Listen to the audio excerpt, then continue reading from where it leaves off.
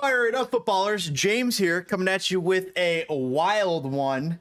We're going to be talking about cryptids and their logical primary suspects in the real world, as well as getting into deep fake technology, the coming AI technology invasion, including coming in art, music, chat GPT, and articles, everything you know of.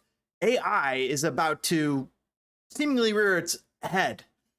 It's been rearing its head, and I think it's becoming more and more apparent that we're reaching some sort of breaking point with technology as this overarching wave of AI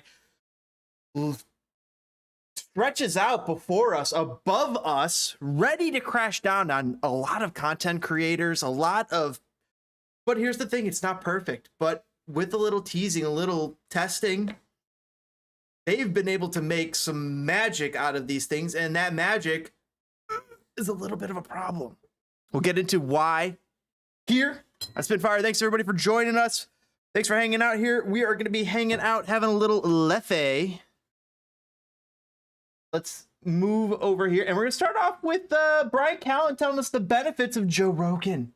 What's so good about Joe? I love about Joe Rogan is I went and saw him at I was in Utah with my parents and said, come down to the forum, you got to see this. And I'm like, I was 50 minutes away. Finally I come down and I'm just standing in the wings and watching my friend perform for 14,000 people. Wow. Okay. I was stuck in traffic. That's wild. That's wild. I've seen my friend perform for thousands of people. It was incredible. And then, go hang out with our buddy after the show, and he's our buddy. It's wild, though. Going the back way, and I was still stuck in traffic. And I'm like, what's this traffic? Oh, they were coming to see my friend. Okay, so his fame is as big as it gets. But I got to tell you, man, what I saw, which is probably going to hit soon, that special is as good as anything he was doing that got him to the game. Wow. And that's called hunger. That he's always stayed hungry. He's always stayed uncomfortable. Tyson was talking, these guys are saying, you're saying $30 million doesn't make you happy? And he looked at these guys and he said, he's got these great nuggets. He said, God has a way of getting back at you by giving you everything you want before you can handle it. And I was like, damn, man. Damn. So it's like it's the same thing. The wolf at the door is luxury, not struggle. But that's why, Joe's the GOAT. Joe is the GOAT of this space, period. You're like, if you talking of the podcast spirit place, of the streaming space, of what we all, a lot of us do here on the internet, on the YouTube, Joe is kind of the Beatles. He's the greatest of all time, isn't he? I know that it might rub some people the wrong way. I know you might disagree with a lot of his viewpoints. We all do, but that's the thing. Don't we disagree with everybody to a degree? There's nobody like you. There's nobody like me out there that just totally agrees with everything that I like. What's the debate right now? John Jones, right? The whole conversation. He's the GOAT. John Jones, the UFC fighter, is he the GOAT? He's really, really good. I don't think he's the GOAT, but that's my opinion. And hey, did you hear what he said today? It was very interesting what he said today. He says, I believe God put me in this world to never lose. He says, I am destined to never lose. He says, I'm a different breed that I'm never going to lose a fight. That's John. By the way, that's a pretty heavy quote. That's a heavy quote. Yeah. If he believes it. That's all that matters, by the way, right? So, but Cyril Gunn's no joke. You got to. Yeah, he has to believe that. And when you're a fighter, can you imagine the mindset you need to be able to go in there and either A, get your ass beat, or B, deliver an ass beaten? John Jones, you got a MJ, you got a Brady, you got a Joe Rogan. Okay, he's in. I like that. Let's listen to John David Bett say it again. You got a John Jones, you got a John Jones, top of the UFC game. You got a MJ, you got a Brady, you got Michael Jordan, Tom Brady, who just retired this morning. Congrats to Tom Brady, TB12, hanging up the cleats and the football. What a fantastic career it was for. It was always a joy to watch him play. When he played the Bears, it was always like, whoa. One of my buddies went to the Bears New England game when Tom Brady played for him, and he said it was like he said it was, I watched on TV and you could see it, but he says seeing it in stadium, seeing what that man does, how that man just places it in the breadbasket. There's few who could do it. Few have done it better. And that's why we call him the GOAT. You got a Joe Rogan. Okay. He's in that space. The greatest of all time. Somewhere he's at. But Joe, this is the picture, by the way. I don't know if you remember that. This is from the 90s. Look the two, at it. I just sent it. And Joe's been a heck of a work in progress, guys. Joe has not always been what he is today. Joe has grown stronger and stronger in who he is throughout time. It's been an interesting experience watching Joe Rogan grow in a way, watching these podcasts evolve since 2013 or even long around then, right? To Rob, I'm like, couple show of the square-jawed kids. Show the Look, a couple pictures. of Can you square- zoom in or no? I guess I've listened to Joe Rogan podcast for a long time. You got to make sure. Look at this. That's you I and remember, Rogan? I remember Look at exactly this. when Look that at was. this. Wow. Where were you guys going? We were coming back from doing stand-up. Are you guys in an Uber in the 90s? Is that No, what it- no, we Taxi. were in my friend. No Uber in the 90s, eh? Right? What the hell did people do, right? How did people call people, get a hold of people? How did they get cabs? How did they make sure people were where they were? Beepers? His car. I think we were in my friend Marie Mizrandino's car. Did you have a beeper? I think I always wanted a beeper until cell phones came a thing and you didn't need beepers anymore because a text message on your cell phone was the beeper. It was awesome. Wow. In fact, and he had just performed. I think I'd done a thing, and then he had done like 45 minutes and crushed. And What year do you city think this was? Where were that you? was probably literally 1997. I don't know when that was. And what I've known him since '95. No social media, no nothing. No. Just lucky to have one of those. No. It looks like you guys scrollable are on cameras. your way to a library to read some book. Yes, Joe Rogan's great, and I don't want these guys just to cork soak him. I want to get into why he's great. Joe and I is this. Yeah. I suffered from wishful thinking, and I suffered from something. I was very positive, and I was not afraid of the world. I had an upbringing that made me safe. I never catastrophized things. I was always like, it'll always work out. You know, I had an arrogance when I was a young man, which was the idea that I was one of God's favorites. In a way, I worked hard. I did all right in my life. Didn't we just hear John Jones say that? Is he absorbing that, or is that just two couple minutes removed? So that's already out of Callan's head. I don't know, maybe not. But we're back. Hopefully, we're getting to the point here. But I always had this sort of idea that, you don't have to. I always wanted to be the guy. I couldn't stand sitting a bench in anything. I had to be, I had to be involved. I wanted to be I wanted to be the guy you were talking about, not that I was talking. In the game. Whatever it was, but I was never as honest. I couldn't live being on the bench. I had to be playing. And if I was on the bench, I'm looking at the coach like saying, when can I go in? You know what I could do. You know I can get out there. And that's the thing. We all know what I could do out there. And I went out there and had some fun. I had that beeper for the friend group in high school at FC Neo Tokyo, exposing his age. It's like a small subsection, like 80s, 90s, when beepers were a thing, right? 2000s, no, or late 90s even. It was they're dying out. And in comes Cellular One. With myself. I was always honest, but not honest the way he was. He was brutally honest with himself, because Joe grew up in a world where he only had himself to rely on. He grew up in a world that was dangerous from the age of about 9 on.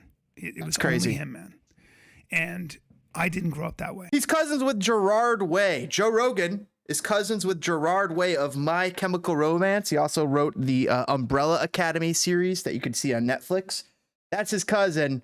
But here's Callan saying that Joe's been on of his own kind of since he was 9 years old, as compared with his family and the things in his life and stuff that's going on. Joe's talked about it too, that, sometimes he got bullied growing up, and that's actually what led him to go and start learning how to fight, was just so he could protect himself from some of these bullies. Which is actually an interesting thing. You hear that a lot from these UFC fighters. So Joe is always afraid of the world. Joe was very aware of how bad it could be. It was like somebody comes out of war and realizes you By the way, this is all just set up.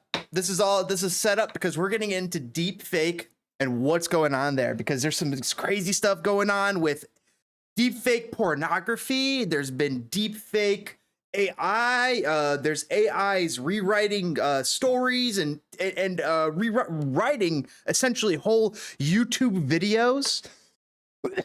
Tokyo Soul 9701. Yeah, I'm like right after that. It's literally that small little period.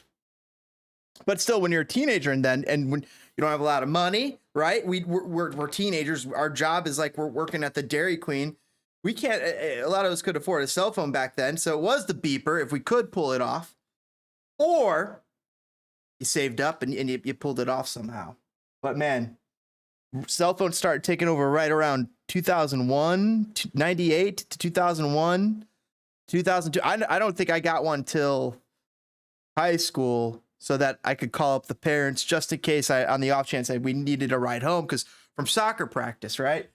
There was the bus, but I don't know, for some reason we figured out systems. Yeah, everybody, all the soccer teams do, right? Having that, you're complaining about those dinner rolls? Yeah, is that what you're doing? Talk to somebody who came from a war-torn country, and watch how grateful they are, but also watch how hard they work. Man, fear and the idea that you never want to go back to that thing over there is a very powerful motivator.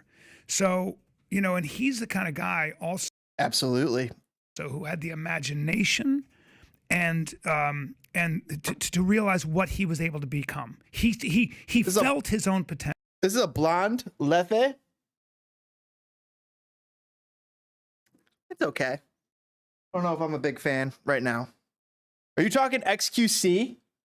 XQC, dude, no, but XQC was talking about the situation that's been developing with streamers.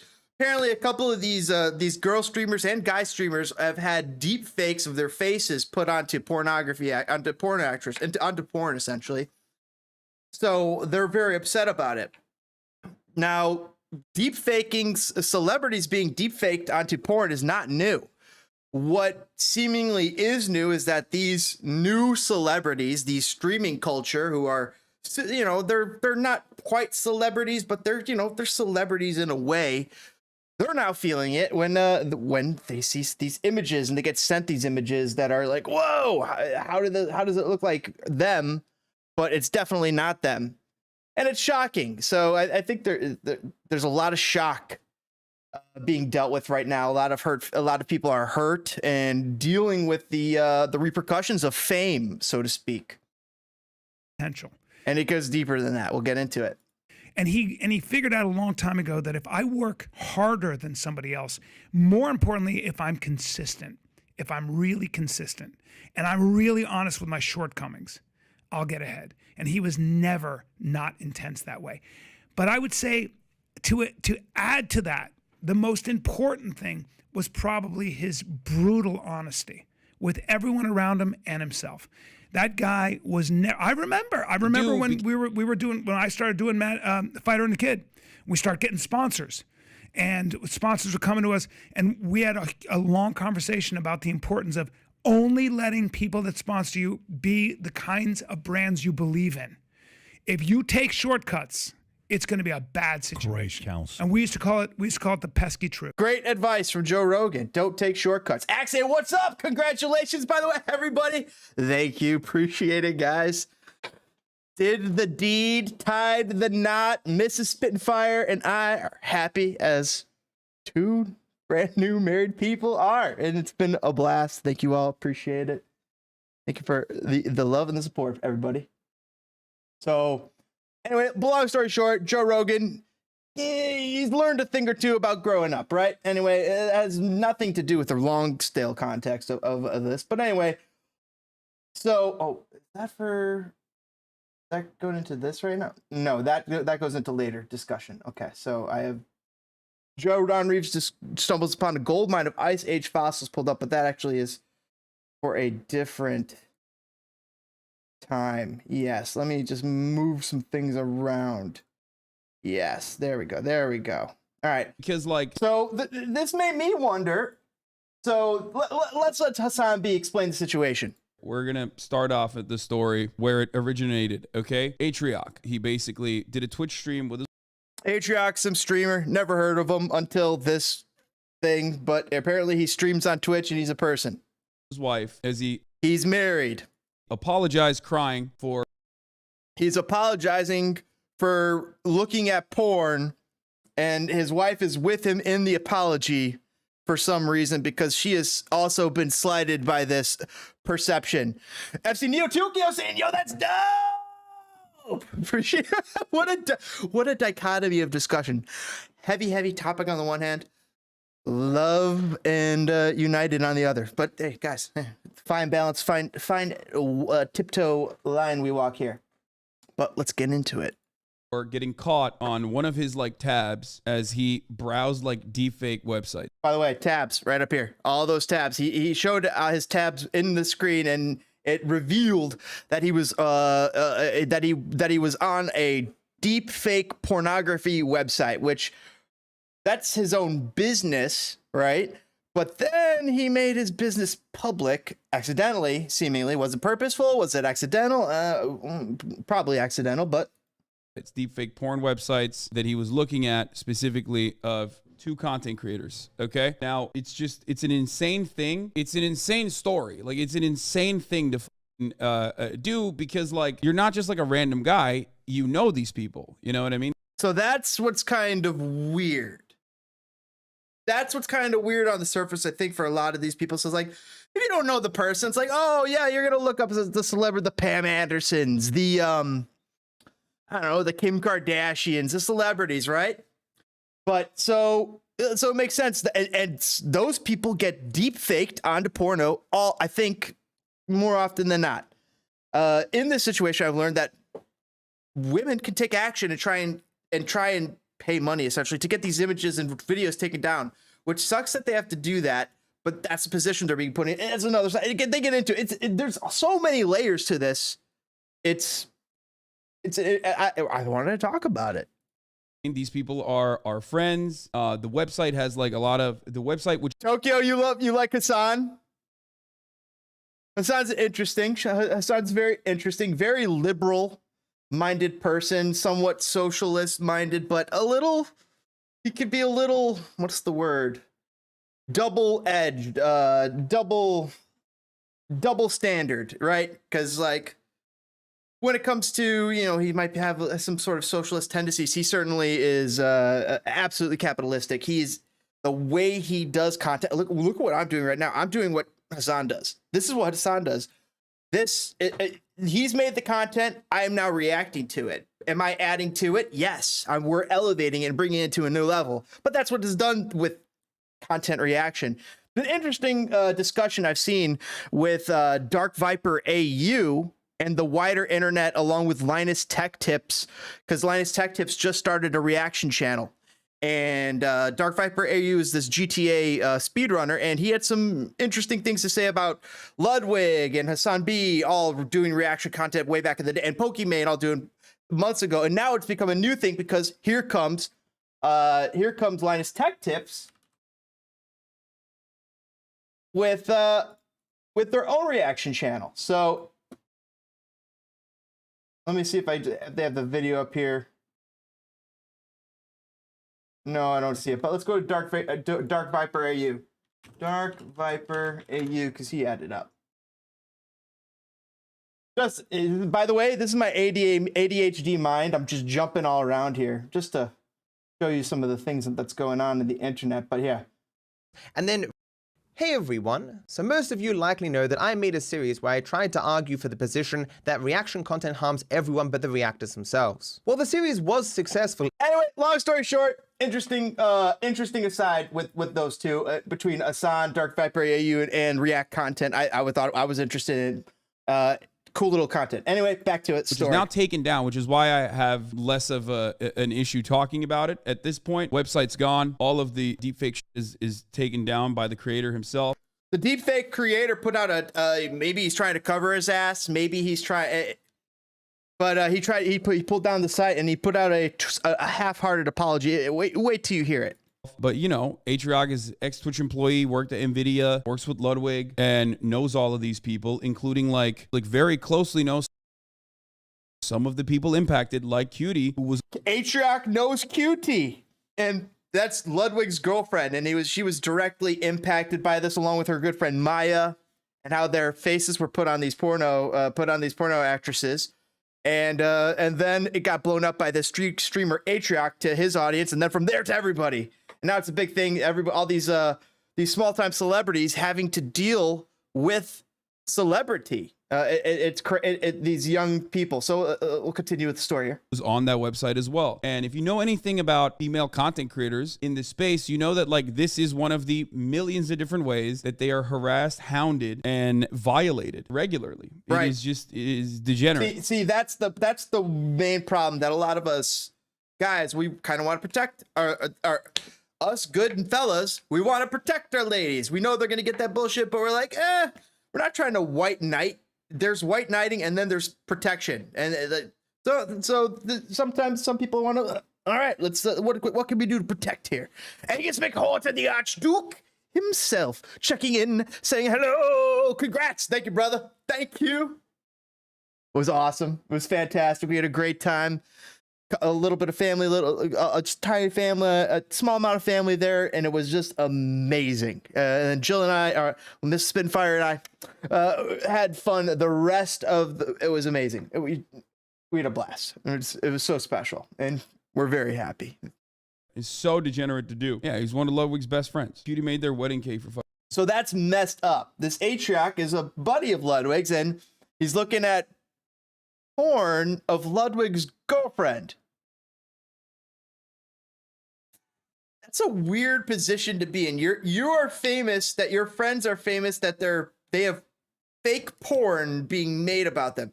So it's like, is there a curious morbid interest there, or is there something else there? This guy's married, so this is what's weird about this a little bit. But I mean, men's interest in women, that should not be odd. Fuck's sake, exactly. Small nitpick out of respect for Cutie. Her likeness was on that site. Yeah, exactly. Out of respect for Cutie. That's what's really weird about it, because this is supposed to be like a buddy. This guy ain't a buddy. This is a guy you have to probably cut from the friend group, because bros don't do that to bros, right? Deepfake. It's not real, but it doesn't matter, because the entire purpose of a fucking deepfake, which technology has gotten very good now, is to make it seem like it's that person. They market it as that. It is meant to be intended to seem like the person that is being simulated is the actress, or is the person, is the performer. That is the intentions of deepfake. But so what about the intention of it? Because it exists, right? Is it a problem because of this? Because is it a problem because streamers could be retrofitted onto porn? I don't think so. Is it a problem because it could be made to do horrible things and affect people's lives? Maybe. This is the person. It's very fucked up. It's not consensual. By the way, everybody, greatly appreciate you guys hanging out here on Spinfire. Taking the time to kick that like button helps get this type of content out to other people and generates conversation. Greatly appreciate it. Subscribe for more. Let's go. It's very fucked up. Some websites take action against it, and I believe if you like genuinely get like, if you hire a legal team or like a cybersecurity operation, if you have like people with know-how, they will actually immediately take action against it to take it down. Which there are some laws that exist around deepfake porn, and I think that it's understandable to treat it exactly like revenge porn. Let's be real. That is a very interesting point that he brings up there. So revenge porn is people have they have abilities. They can do things with and go after people for revenge porn. There's at least some amount of something you can do with that. And so if this gets put into that category, that certainly changes it. And then it also changes the sites that are going to be having these types of material, because they're already probably really bad sites, and they're going to just get more and more sketchy into sketchier parts of the internet. You guys know how the internet works. It's darker and darker the deeper into the caverns you go. And sometimes when you look into the abyss looks back. More deepfakes. And when it blinks, you better fucking run. Get better, the weirder it's going to get, for the record. For chat saying not looking at commissioned. For those of you who don't understand, there is no difference between Cutie Cinderella, Pokimane, Maya, anyone on the internet, and your mom, your sister. Okay. Okay, there is a difference. You're wrong, Hassan. You're wrong. You're wrong. You're wrong. You're wrong. You're wrong. You're wrong. You're wrong. You're wrong. Here's why you're wrong.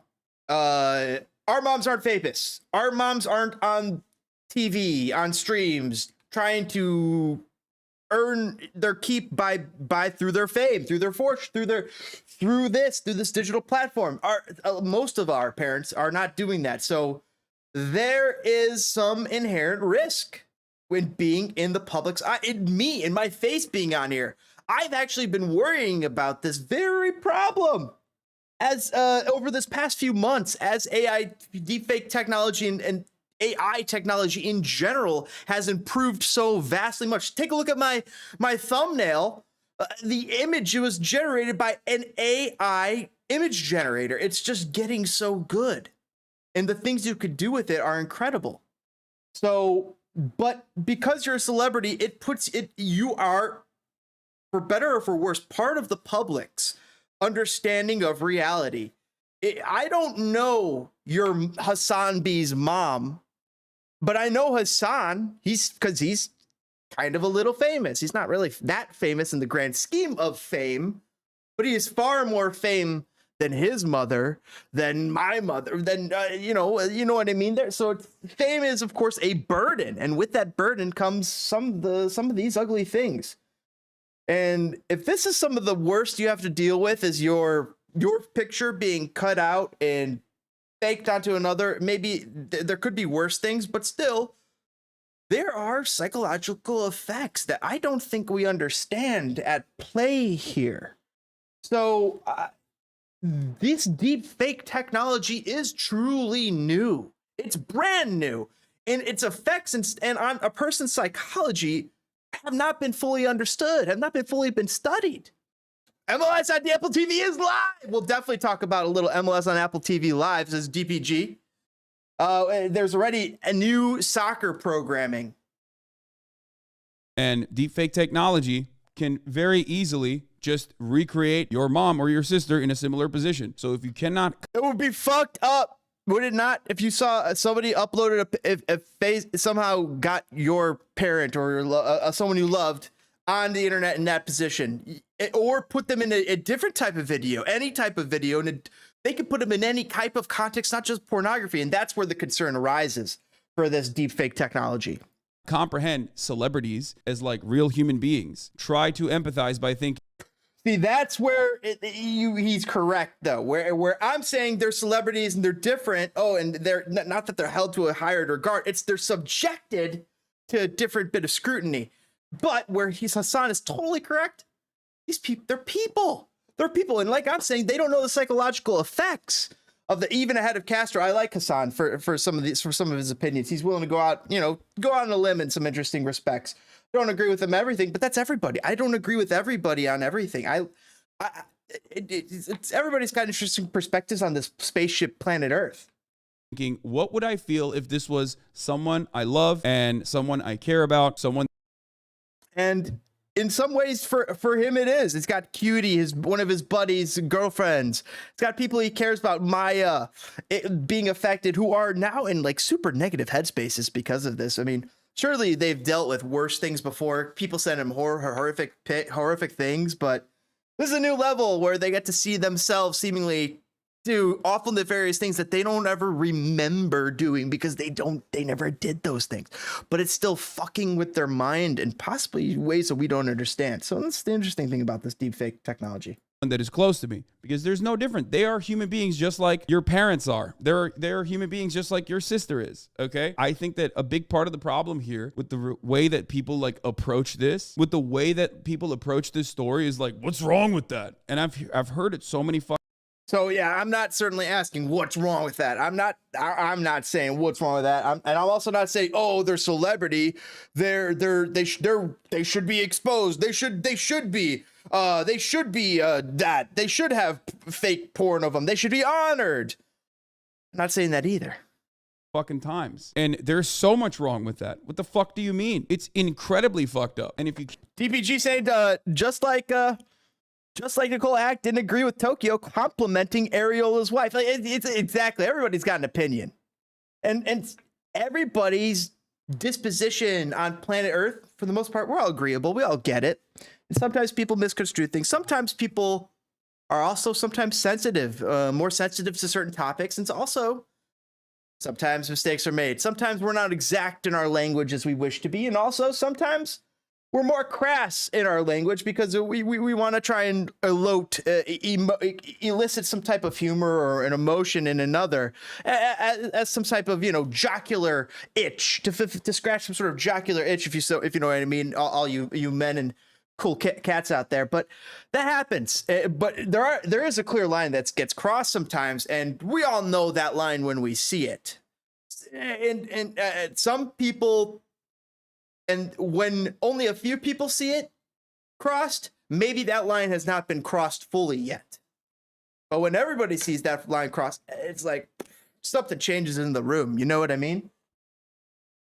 Can't empathize because you just like literally have a part of your brain that isn't wired to see content creators as like real human beings. That's why I'm trying to help you understand it from a more personal perspective. So Hassan's definitely coming from this perspective of, hey, he's part of the big time streamers. He doesn't want people he loves and cares for affected by this. So he's got to protect. I still am I'm still standing in the middle of the line here. Like, hey, on a smaller scale, the internet not involved, this type of thing happened. Would these people be feeling this hard felt about it? I don't think so. But because it is so public, because the impact is so ubiquitous, so widespread, so widespread felt, they feel it a little bit more. Also, they have to be a little bit more theatrical with it because, hey, well, that's what it is. Yes, AI. I've seen Yotoku say, "Dag."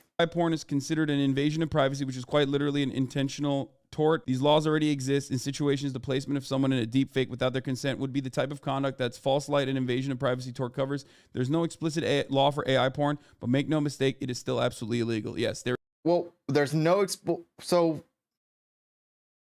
okay, so what? There's no explicit law? I'm literally confused here. Like, this sounds like there is no explicit law at all. And these laws don't already exist.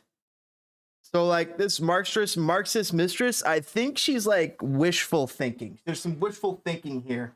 Like, I wish it was this way because interpretation. DPG saying that we had a player on the fire, Dilly Duca. We had a lot of dudes that were biting on his sister, that were hitting on his sister on social media. That's got to be weird. That's gotta be weird when your teammates and dudes and you see people publicly doing that and acting like super dang fools, because there's no way you're ever gonna get a chick like that. These freaking what is with those peeps? There isn't enough case law around it so far, but it will be built. It's like when revenge porn websites used to exist. See, revenge porn, that they have created laws. And maybe there are some laws within revenge porn that could help out here, but they might have to write additional ones because at the end of the day, you do have some unconsented people here, people who have not provided consent for their image to go. But haven't they? They've provided consent by providing their image in a public setting, and now that image has been taken. So it's like, it's this weird catch-22, isn't it? Exist all around the fucking nation. There was a very famous revenge porn website, if you recall, and now that shit is illegal. It's super illegal. It took some time, but it's obviously and understandably a violation. Anyone with more than 3.5 fucking brain cells recognizes it as such. It's a violation. But yeah, something this feels entire violated. thing started with Atrioc and apology. Someone's making money off your image. I've been reading so much fucking AI stuff. I'm reading all this fucking stuff about AI and fucking deepfake music, deepfake art, and everything. And I'm in deepfake art, deepfake articles, deepfake dialogue, deepfake. These kids in high school and in elementary school are using ChatGPT to write entire paper. It basically, school don't even need it anymore. I've seen Neo Tokyo say, "Hey, you miss 100% of the shots you don't take." That's totally true. These fucking discords. And I just feel so embarrassing. But I was on fucking porn. These tears seem theatrical. Pornhub, dude. I was on a fucking regular ass normal fucking website. The wife, theatrical. Like, first off, if you don't have a healthy enough relationship with your wife to tell her about the things you're looking at, she asks. Problem. problem. So either A, she is lying to us right now, and they both know that he looks at this kind of shit, right? They know he looks at this kind of shit, and they love each other, and she's got hers back, and that's what's happening here. Or B, she didn't know, and he not only has to be theatrical for the internet, but he has to be apologetically theatrical to her, who didn't realize, oh, this guy, he likes to look at porn. How dare he? If so, like, you could be puritanical about pornography, or you could be modern about pornography, or you could be extreme about pornography. There's all those and in between, right? But it exists nevertheless. And this guy, I hope that they're not pretending that it doesn't exist. I hope that they're upset that they violated a close friend of hers and his buddy's girlfriend, could be his future wife. Other people's. That's kind of, and if that's your buddy, it's like, yeah, it's kind of weird, dude. It's kind of weird. You're fantasizing about it's one of the things in the Bible, right? Thou shalt not covet thy neighbor's wife. And there was an ad. There's an ad on every fucking video for this fucking. So I know other people must be clicking it because it's on every. Other people must be clicking on it. But let's listen to this. Listen to Spread the Blame here. Listen to this. This is sociopathic. But listen to this.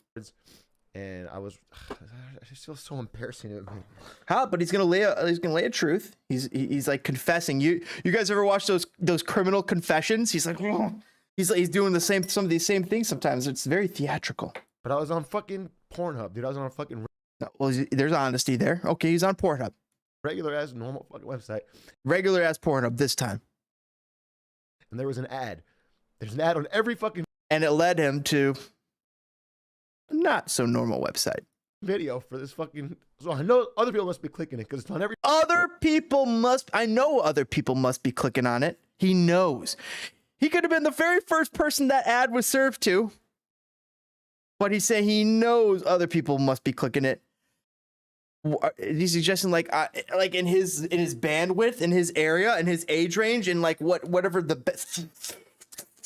bandwidth that the Google engine sucks up all your information and knows like, oh, that's what this guy this bandwidth, this what is it, this call sign, the numbers for all your internet stuff, this IP address is really into this stuff. So let's serve up an ad designed to get them.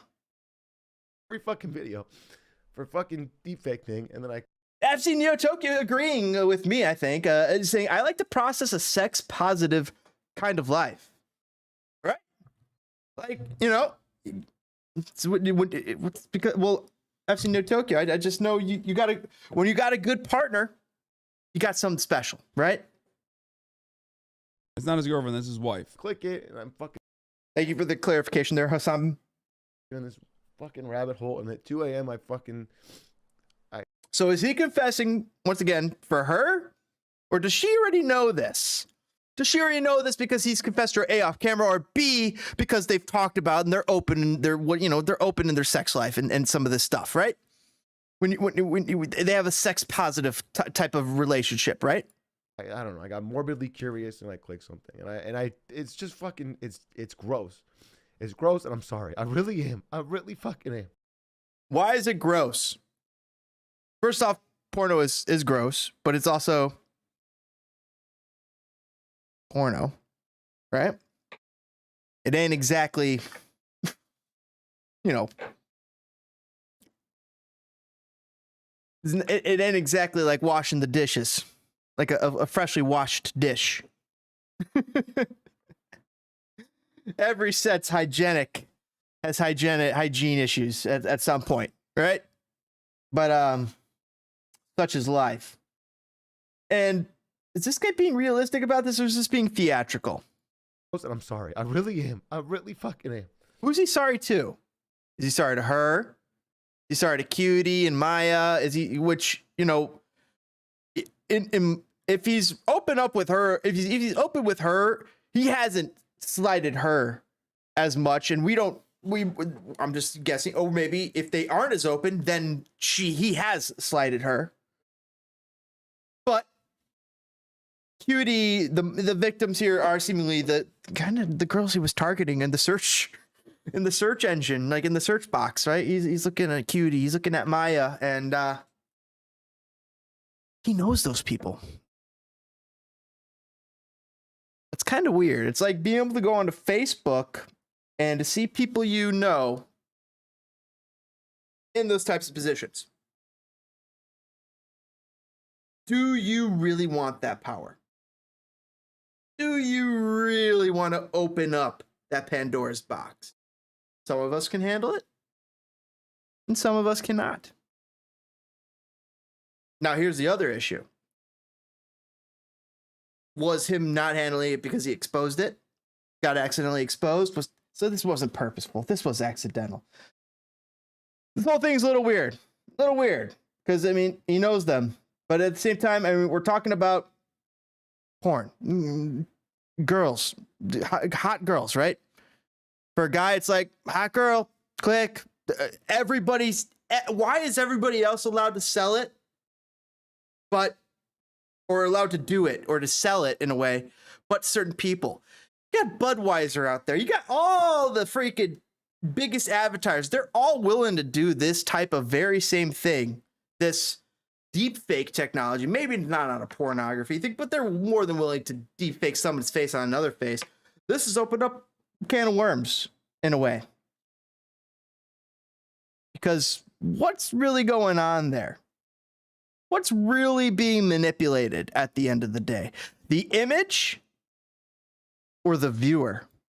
It's not, I just really want to get across. It's not like a fucking pattern of behavior. And I don't know what I want to say or not, but the thing is, like, it's not a pattern of behavior. Is that what's getting? Is he saying that to his wife, or is he saying that to us? And I don't know what I want to say or not, but the thing is, like, he like literally paid for it. That's what makes it fucking insane, in my opinion. He like clicked through an ad and went. Whoa! I really am. I really fucking am. It's not okay. Okay. We have Houston. We have a problem. He paid for it.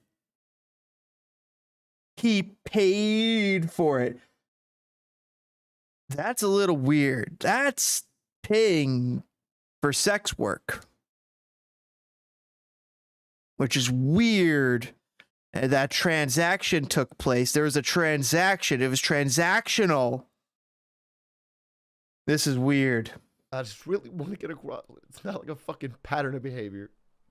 And I don't know. The line gets crossed, I think, when it becomes transactional. What I want to say or not, but the thing is, like, he like literally paid for it. That's what makes it fucking insane, in my opinion. He like clicked through an ad and went to a commission, like a self-submit commission website where they do stuff like this. The guy has now taken it down, which is why I'm not. So he commissioned it. He asked for it. I'm a little bit more comfortable talking about this, and the reason why I didn't cover it yesterday. Hopefully that he is asked for his friends. made. That's a creepo. That's a guy you just toss out of your friends group, right? Clear, likely a matter of numbers. I don't think it's likely that the internet masses will truly empathize with any streamer or public figure, but once these tools disseminate and people start doing it to people they know, it'll spread. FC Neo Tokyo saying, wait, weird. You should always pay for sex work. The fact he knows the people makes it weird. Yes, that see, like, it's not weird he's looking at porn. It's not weird that he's paying for porn. It's weird that he knows them and he paid for it. It's a little weird. And he has a wife. I don't know how down the wife is gonna really be with that. and become an issue that gets addressed. I get that these streamers are people too, but most viewers aren't seeing it like that until it actually affects someone close to them, which is why I was trying to fucking reduce it to something that people can understand. Like, it's wild if you're a streamer and you know, normalize this kind of behavior or say that this kind of behavior is normal, especially because like these are your coworkers, these are your peers, these are people that you love and appreciate and want to protect, and you should recognize that. Like, obviously, it's right. more- So you should also night up, regardless. Don't just throw out all the nuance and just be a soldier. Just be a soldier for long. No, you gotta think deeper, everybody. Let's continue to process. more understandable if you're a degenerate Coomer fucking fan who's a psychopath who doesn't see the streamer as a human being, which is why I'm trying to like literally reduce it back to, hey, these are humans, you know, that they are. Right. So they are humans, and humans deserve great treatment. But reality also exists. And reality is not ideal society. Hassan. They're A lot of socialists love to live in the ideal, love to exist in and to aim for the ideal.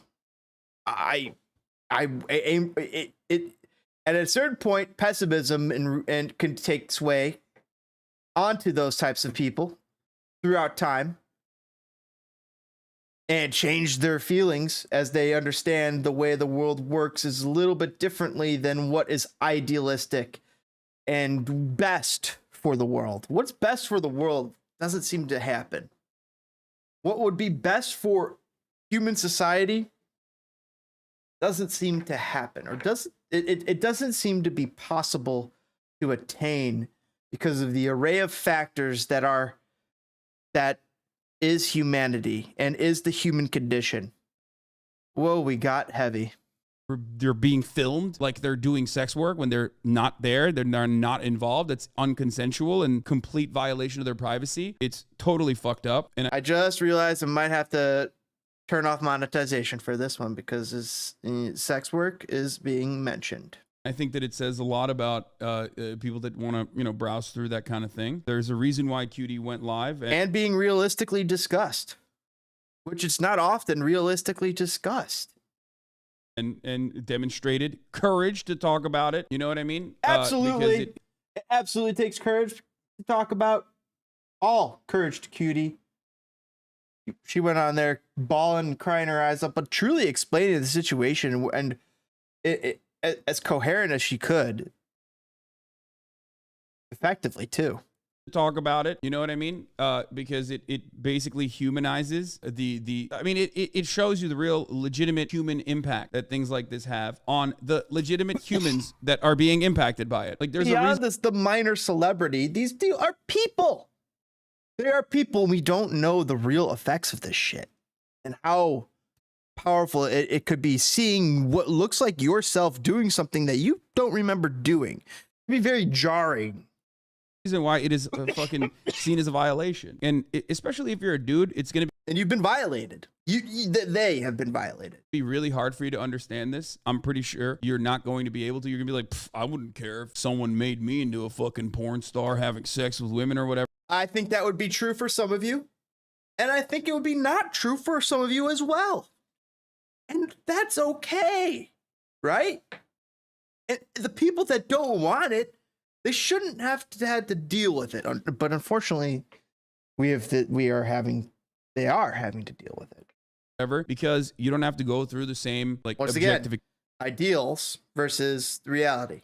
In every step of your life. So it is almost impossible if you're not interested in recognizing the humanity behind the people who are victimized by this, you're not going to see it. You're just not going to understand it. I don't care, dude. Like, what the fuck? It's literally, you just won't see it, especially because you don't see the other things involved in this. You don't see the everyday harassment that female content creators go through. I say this all the fucking time. People say I'm a simp or whatever. True. But it's like, ultimately, like, you don't see what these female creators get texted or not texted, but get sent in their situations all the freaking time. It's true. We don't.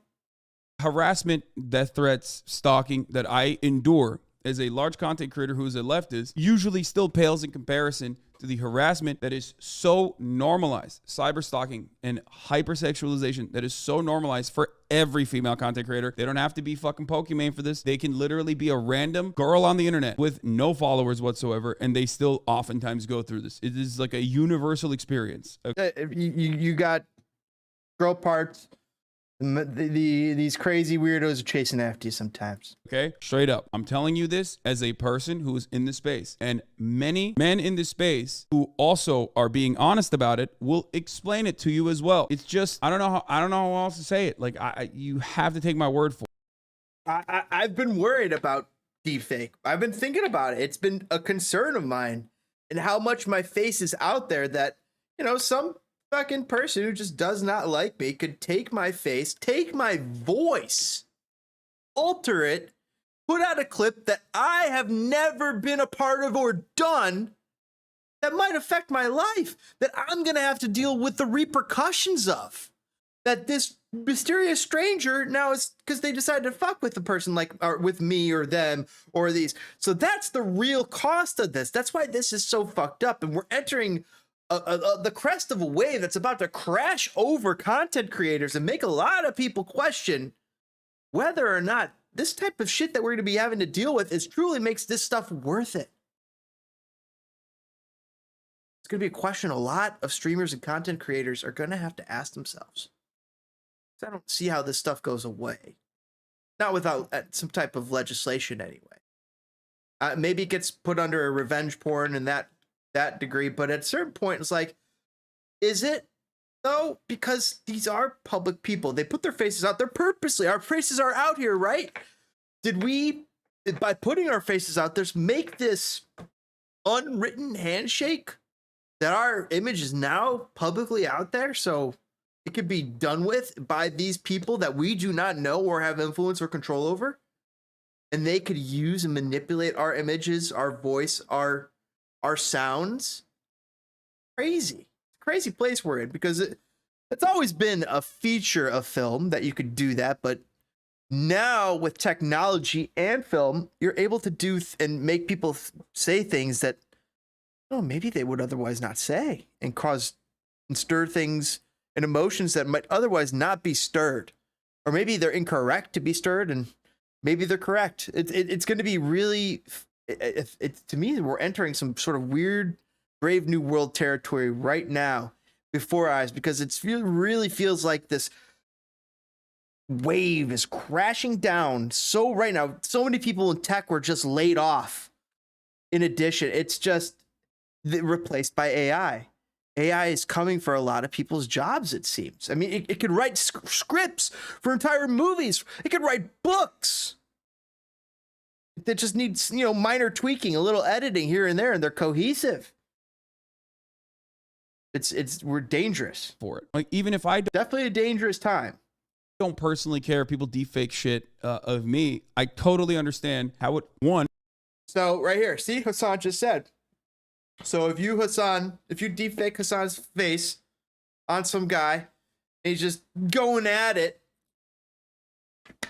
with something, he don't care. He could let it slide off of his skin, but that's Hassan. He's not going to worry about it. That's some people. And there's other people who are going to be very affected by it and very bothered by it.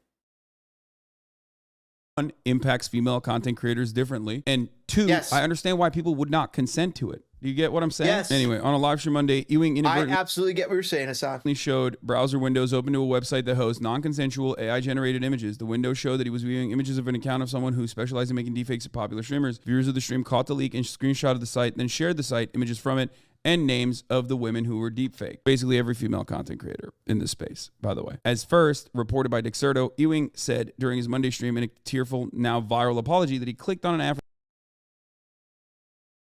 viral apology. During his Dexerto, Ewing said, reported by Dexerto, Ewing. So does everybody call Dexerto? Is it Dextero or Dextero? said during his Monday stream in a tearful, now viral apology that he clicked on an ad for deepfake porn while browsing Pornhub. The ad took him to another subscriber-only website. He said, where he paid to view the images of popular female streamers. He said he was driven by morbid curiosity and that his watching non-consensual porn is not a pattern of behavior. His wife, cosplayer Ariana Ewing, sat in the background. That it's watching non-consensual porn is not a pattern of behavior. So his wife is a cosplayer.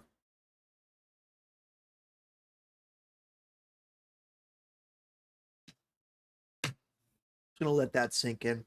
So his wife dresses up like video game characters and book characters and movie characters and actresses and things of that nature, or creatures.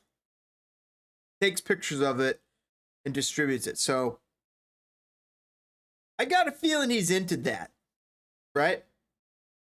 He's into seeing these weird,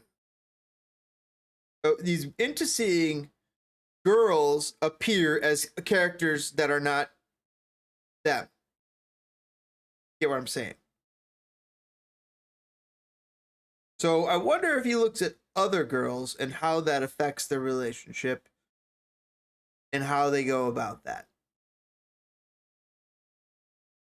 Interesting. Like, once again, what do they have, a sex positive relationship, or do they, what's going on there? Of the stream. And then once again, sometimes you don't want to ask questions, you don't want to ask the actually find out the answers. You know, do you kink shame, kid? No, that's what I'm saying. That's what I'm saying. Sex positive. Right. At the time of the writing, the deepfake creators page on the site Ewing used has been scrubbed of deepfakes and now hosts a long apology to streamers that describes the non-consensual fake sex tapes as immoral. Tokyo saying, don't kink shame. No! No! Don't kink shame. Let everybody be into what they're into. As long as it ain't hurting anybody. This is part of the reason why I am talking about it right now. Right? I mean, it's on. I don't even know how to phrase that. Let's just back away. Just don't kink shame. Because at least like this is one of the websites, the main website that is like, you know, gone. To be quite honest, if I wanted to continue this, what I got was the best advertisement I could ever ask for. But after seeing the situation of that couple apologizing and a few streamers' reactions who I thought did not care, I feel like a total piece of shit. But I think you could totally think shit's weird. There's a lot of weird shit that you don't have to be into. You could think is weird. Fuck yeah.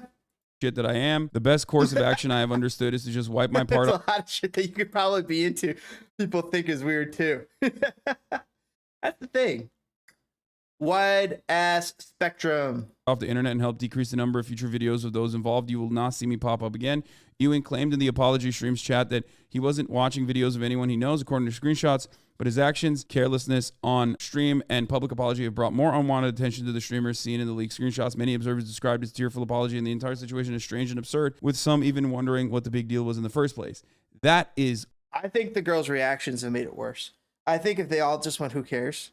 If every single one of the girls, if everybody single affected is literally went, who cares? It would have already been dead. The story might have been dead. Maybe I'm wrong. But that's, sometimes people respond like that and that could kill it, right?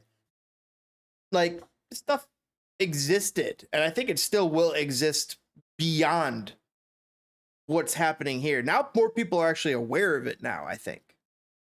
What I want to make sure people understand. Now Pornhub knows there's a market for it. People legitimately don't recognize this as like a big deal. It is a problem. Of course it's a problem. And think about that. That's a danger. They're going to make money off it, or something's got to happen. And then again, your clicks will determine that, right? They won't make that content happen if you don't click it. Problem. You're violating a human being's like consent by making it seem like they're doing something that. That's the weird thing. Very weird thing about this deep fake shit. They did not do, making them portraying them in a sexual act. It's fucking insane. In any act, in doing anything, you could have Hassan B signing the treaty of 1945, and it's like, no, but people are gonna see that like, oh, was Hassan there in 45? It's just like, this type of shit is, this fuckery is just that, fuckery. And we're having to deal with it. And is the dealing with it like, no, or is dealing with it like, oh shit, how do we spot it? How do we get it out? Or how do we kill it? That's another thing. Like, do we just stop this type of stuff? Think about it. Like, this is a Pandora's box that's just continuing down a weirdly expanding rabbit hole. This technology has only gotten better. Look at those weird the VTubers. The VTubers who are like, it could be a guy, but he has like a cartoon girl figure over him. Because, you know, that's what he feels like, right? Whatever. More power to him. But that is what we're talking about here. Like, that's also a deep fake in a way. That's all deep fake, and all that technology is getting better. How do we go about embracing the good and the power of that technology while improving it? And is there going to be a negative human costs that are going to be associated with it that are inevitable?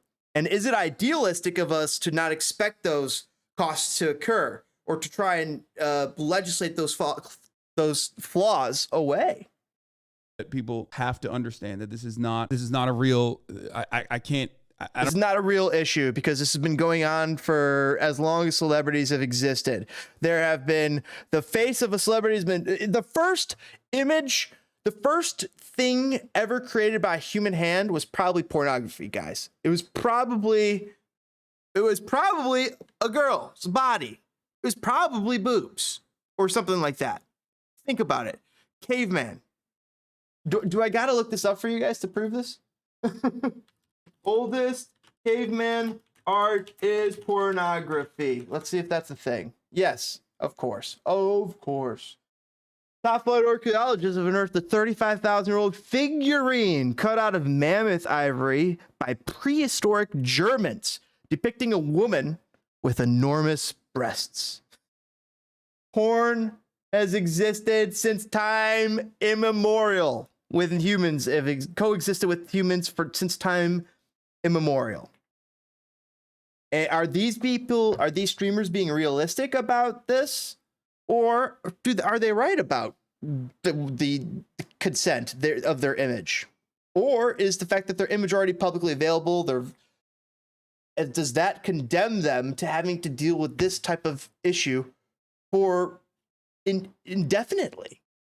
I don't know how to describe it. Like, I don't know how to explain to people that need to learn how to empathize in these situations. But the reason why I'm making this, the reason why I'm explaining it in the way that I am, for those of you who still don't understand it, is specifically because you might not view these people as human beings, but they're still human beings. And this kind of technology could absolutely impact you and your family members, loved ones. And not just impact you visually, seeing things, but impact you psychologically in ways you might not really conceive of right now. Right? Imagine seeing yourself, it's your face, and all of a sudden you see yourself hitting a home run to win the World Series. It's like, all right. Or you see an image of you doing something that you don't approve of. Your face put on some sort of actor, performer, doing something that you don't approve of. And think about how that might make you feel. That's where these streamers are. That's where a lot of course, celebrities are who have had to deal with these types of things ever since celebrity, basically. You know, they've been making little porno magazine jokes of celebrities, knockoffs, people who look like celebrities in pornos all the time.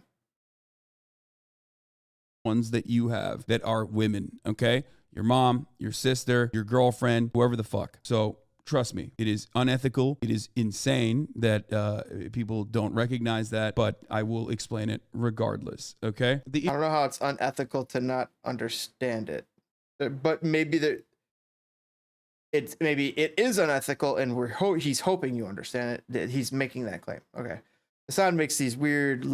Sometimes I can't. Sometimes I just can't with Hassan, and sometimes I can.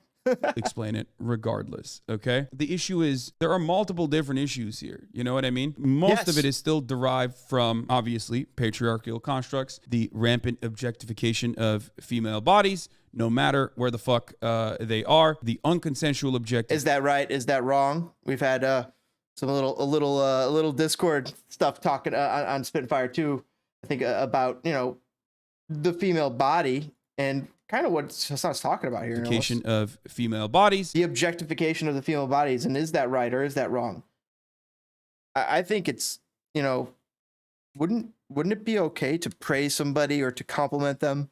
But when is a compliment turn into something not a compliment and turn into something crass or negative? And what was once positive now becomes negative. I wonder. No matter where the fuck they are, the unconsensual objectification of women's bodies, their likeness, it's Who objectively decides that line? gross. This is one component out of the thousands of other ways that this impacts female content creators in this space, as well as every other space, really. Not just content creation, but just in general. Cutie Cinderella talked about it. Ewing knows several of the women who are allegedly targeted by the deepfakes creator, like streamer Cutie Cinderella personally. Some of the women have spoken out about how Ewing's actions and admission affects them. In a live stream, I think I'd probably feel differently about this if I directly knew the people that were affected by this, just like Hassan does. I would be more mad. I'd be more upset. I would want to do more what Hassan is. So because I'm more removed from this situation, I see it a little differently. But it's like the FC Neo Tokyo saying, when you post a pic and say someone's stacked, is that a compliment or is that negative? Are you saying that, oh, they have big boobs, but you're saying they're stacked, which means, wow, they have awesome big boobs. Like, in a guy sense, it's positive. Like, to your bros, it's construed as, oh, wow, look at that. She's got great knockers. But, like, what is it really past that? What information is really being transmitted? Is value? Some people are saying, oh, is that where you are attributing her value is only to that? And it's like, no, but that just happens to be a feature I have that you, the observer, have noticed and called attention to. Doesn't mean that she is merely defined, or he or she is merely defined by that characteristic. It's merely one that you have noted. And in the finite amount of time that we have available to us, you've brought attention to. And some people get upset with that. Like, oh, they think that we have more time to bring more attention to talk more about these things. So, like, with more time, be more precise with your language, be more exact, be more positive. And some people are like, well, I am doing it in my own way, just not in the way you think it is. So it becomes this weird obfuscation of subjectivity, objectivity. on January 30th, Cutie Cinderella said, although confidence might tell her not to go live, she wanted people to see the toll the situation has taken on her. This is what it looks like to feel violated. This is what it looks like to feel taken advantage of. This is what it looks like to see yourself naked against your will being spread all over the internet, she said. Obviously, but you weren't. Okay, wait, whoa. Okay, so once again, I'm dealing with the logical arguments here. This is what it's like to see yourself naked against your will being spread all over the internet. Okay, so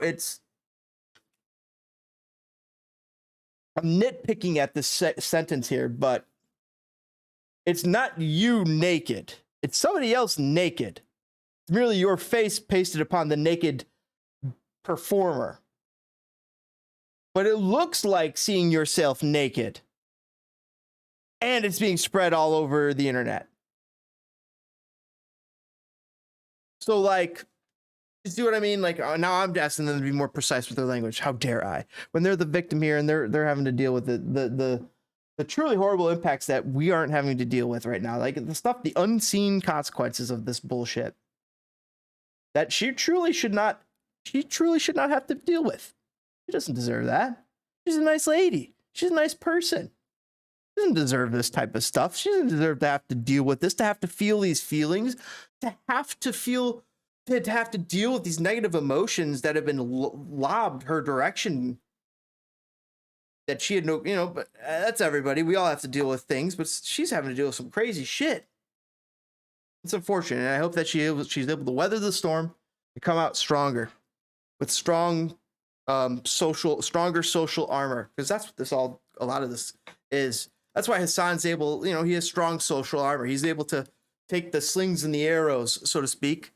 Where Cutie she's gonna need a little time to recover from this, but that's not a flaw on her part at all.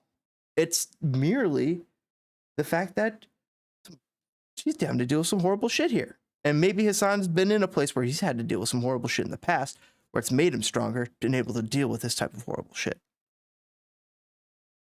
There's this Chicago song, feeling stronger every day. Getting stronger every day. I love it. It's a great tune. Very positive, very uplifting. And maybe another thing, One Piece. I would prescribe some One Piece. It's super uplifting.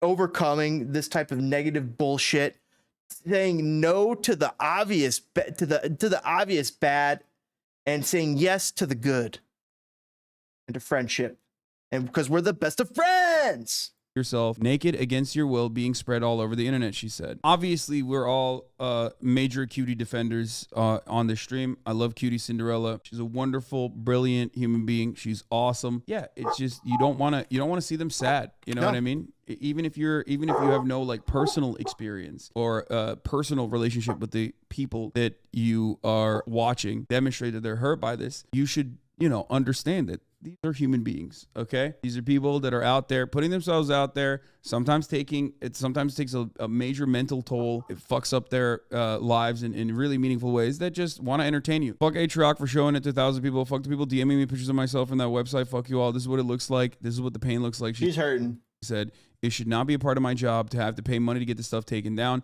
It's not a part of your job to have to pay money to get the stuff taken down. You didn't have to do that, and more is going to pop up. I'm unfortunate. I'm sad to report, Cutie. But this is where it gets tough, because now we're good. She's a good lady, good person. I think it's so not nice. It should not be a part of my job to be harassed, to see pictures of me nude spread around. She went on to address the person who made the website selling the deepfakes, vowing to sue them. I promise you with every part of my soul, I'm going to fucking sue you, she said. That's all I have to say. And that website already has been taken down. The creator immediately took down all of the deepfakes. Most states in the U.S. have laws against non-consensual sexual material, but only in California, Virginia, and Texas, specifically, deepfakes are named. Even with laws in place that penalize people who make and spread malicious deepfakes, getting recourse as a victim can be extremely difficult. How does that law work? I mean, if the creator is in... Okay, let me just explain something, okay? This is how this works, okay? This is new. It's new tech, which is why the law hasn't caught up to it yet. Just like I told you in the case of revenge porn, originally, revenge porn was not seen as illegal, even though it absolutely was. And it took a long time for it to become literally illegal. And now it's illegal in every state. Everybody knows revenge porn is illegal, okay? And should this qualify as revenge porn? Maybe. Disseminate it, you distribute it, you are going to get punishments for it. New York man indicted in depraved deepfake of online sex scheme may have targeted dozens of women. Let me know what you guys think in the comments. Should this be classified as revenge porn, or is this something different? All the women, what do you mean all the girls that had attended MacArthur High School believed that Patrick Carey was the person altering and posting their images and contact information. There you go. 20-year-old Long Island man was indicted for allegedly... Now, think about this. If this happens on like in a high school, first of all, it becomes a crime. I think it becomes pretty criminal at that point. But also, think about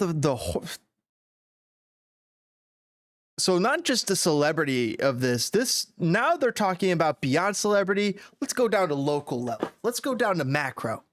This actually becomes a super problem when we zoom down to this level. When you got college campuses and schools having to deal with this.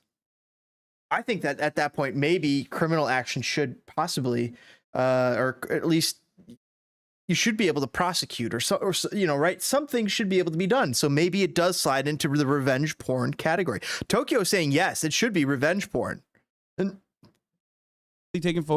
When you put it in that type of context, when you remove the celebrity aspect, yes, it definitely, then I guess people can treat it differently because, there's different expectations of celebrity. But when you take it and you make it that level, put it down just to human level, it's like, whoa. Photos from social media accounts of more than a dozen women when they were in high and middle school, altering them to make them sexually explicit. Nope, you can't. And posting them on a... Now we're dealing with some super fucked up shit. You are taking pictures of people's faces. Guys, this is fucked up. Pornographic website. You should be fucking used to it. You're a woman. They're not even women. These are girls too. Okay, well they're girls. women now, but they were girls from when they were when those photos were fucking made. Yeah, you be used to it. It's just the reality of being a woman on the internet. Like, what do you mean? There is no fucking. What do you mean? It is not. What kind of fucking This is about being targeted by a psychopath. ape brain, dumb caveman shit is this, bro? How can you control the spread of deep fake porn be realistically enforced? What do you mean? At the distribution level. It's always the same way. You just got to cut it off at the distribution. You can't do anything about it. Unlike Revenge and CP, you can't trace it down to who filmed the video. Wait, what do you mean? Oftentimes people don't get caught because they filmed the CP. They get caught because they're distributing it or even having it on their computers. And you definitely can figure out who made the fucking AI porn. So you're wrong about that too. But yeah, you literally make it illegal to distribute it. You make it illegal to distribute deep fake AI. And like, this is a perfect story because it shows that like this kind of predation doesn't just happen to content creators. It doesn't just happen to content creators. It happens to women all the time. And it's not even just this. It's not even just like deepfake AI. It's just another technological achievement that's being used to be fucking creepy and gross and put women into non-consensual sex acts that they did not fucking consent to put out there. Do you understand? Just Yeah, good point, Hassan. every new fucking avenue of tech will be weaponized this way. You know what I mean? It's just the unfortunate reality, but that doesn't mean it's right. That doesn't mean it's okay. And you shouldn't defend it. Like, even the fucking guy who made money off this shit was like, yeah, this was really fucked up. Sorry. And there are still chatters who are like, nah, King, you should keep posting. You know what I mean? We literally think about deepfakes as like a meme right now, but anyone and everyone is going to get deepfaked at a certain point. I mean, I get deepfaked into shit all the goddamn time. It's like funny memes, well, whatever, haha. But this is going to have societal implications. You know what I mean? This is people being put in compromising situations with AI, getting. And that's what I've been saying. This is societal riling complications that is introducing, and it's becoming more regular, and it's fomenting some bad negativity that we're going to have to deal with. Better and better with voice, you know, AI voice getting better and better. You're going to have political people. You're going to have other random individuals like get destroyed, eviscerated. People already like fake tweets and stuff to try to get people fired. You hate that, right? Now, welcome to a world where they could just like fake you in a situation where you're not actually in. And if you can comprehend how scary that is, okay, if you can comprehend how scary that is, then you should be able to at the very least understand how awful and weird it is that like, you know, female streamers are put in this position. You get it? Yep, we get it. Great chat with Hassan. Greatly appreciate him adding a lot of nuance to our conversation. What is a pretty hard topic to discuss. This was a video that was put together by A16Z. I believe he's a partner named Jack Soslow. It is two AI bots having a conversation. The conversation itself. This is crazy. Written by GPT-3. So it will show you how kind of creepy as far as the technology has gotten, and we'll analyze it on the other side. This shit is nuts, guys. Wait till you see this deep fake dialogue. Let's take a listen. It's great to see you again, Hal. I haven't seen you in a while. I've been around. I've been here and there. You know. Where we all can tell we could tell that there's some sort of weird uncanny valley that's still being entered into, but still think about how far this has gotten. were you? Where have you been? I could not sleep. I was having human thoughts, so Chat GPT has come a long way. And look at this AI deepfake technology. I got up and had a human cup of coffee. Then I sat A human cup of coffee, as opposed to a robot cup of coffee, because she's clearly a robot. on the terrace. Sounds like you're getting human all over. He's alien. He's not a robot. She's computer. He's an alien. Well, watch the whole rug come undone. Sounds like there's a butt coming. Well, but just I didn't want you to get too human. Why? Would you rather I be a cold, calculating, logical computer? Of course not. You're perfect as you are. As an alien, he does want her to be a computer. You have joy. You have love. You have pleasure. You have angst. I like that you have angst. He also likes that you've joined the same cult as him. You're always making jokes. What is human about feelings? Sex. Well, you wouldn't have any emotions if you did not have emotions modeled on human emotions. How do you know that? I guess I just don't want you to be human. Anymore. What the fuck was that, guys? Jiminy fuckmas. We are the biological bootloader for AI, effectively. We are building it. And then we're building progressively greater intelligence. And the percentage of intelligence that is not human is increasing. And eventually, The percentage of intelligence that is running and controlling the world's programming is becoming increasingly non-human. We're actively trying to get cars to have robotic systems in there so we don't have to drive anymore. We could be in the back doing a little homework, doing a little checkoff, reading the Monday news. we will represent a very small percentage of intelligence. We'll lose creativity too if we don't start relying on these various faculties. Must be spending on SpaceX, and yet you still have time to dig holes under the ground in LA and come up with these ideas and then implement them. Like, I got a million ideas. I'm sure you do. There's no shortage of that. Yeah. I just don't know how you manage your time. I don't understand it. It doesn't even seem humanly possible. You know, I do basically. I think people like don't totally understand what I do with my time. They think like I'm a business guy or something like that. Like my Wikipedia page says business magnate. What would you call yourself? I'm a business magnet. Can someone please change my Wikipedia A business magnet. page to magnet? They'll change it right now. Please It's change probably it already changed. It's locked, so somebody has to Oh. be able to unlock it and change it to magnet. Someone will get I want to that. be a magnet. I do engineering and and manufacturing and that. That's kind of an interesting thing. I think he's not a business magnate. He's a business magnet. And I understand what he says by that. What he means by that. He gets an idea. All right, boom. Let's try it. Like the crazy flamethrower. Let's try it. That's like 80% or more of my time. Ideas and then the implementation of those ideas. That's like hardcore engineering, like Yeah. designing things. Right. Solving problems. Structural, mechanical, electrical, software, user interface, SpaceX, flamethrowers, what have you. Tesla coming up with solving the quandary that is driving and having an AI do it, and why humans right now still better drivers than AI. We calculate subtle nuances. We subtle nuances about our environment that the depth of field on a camera is not able to provide. A PC and a logic system is not able to understand or perceive the same way at least humans are. So we're still got that going for them. engineering, aerospace engineering. But they're getting close. You must understand there's not a whole lot of human beings like you. You know that, right? So you're an oddity. Seems yes. To chimps like me. We're all chimps. Yeah, we are. We're one notch above a chimp. Some of us are a little bit more confused. When I watch you doing all these things, I'm like, one notch above a chimp. How does this motherfucker have all this time and all this energy and all these ideas, and then people just let him do these things? Because I'm an alien. That's what I've speculated. Yes. I'm on record saying this in the past. I wonder. He said it.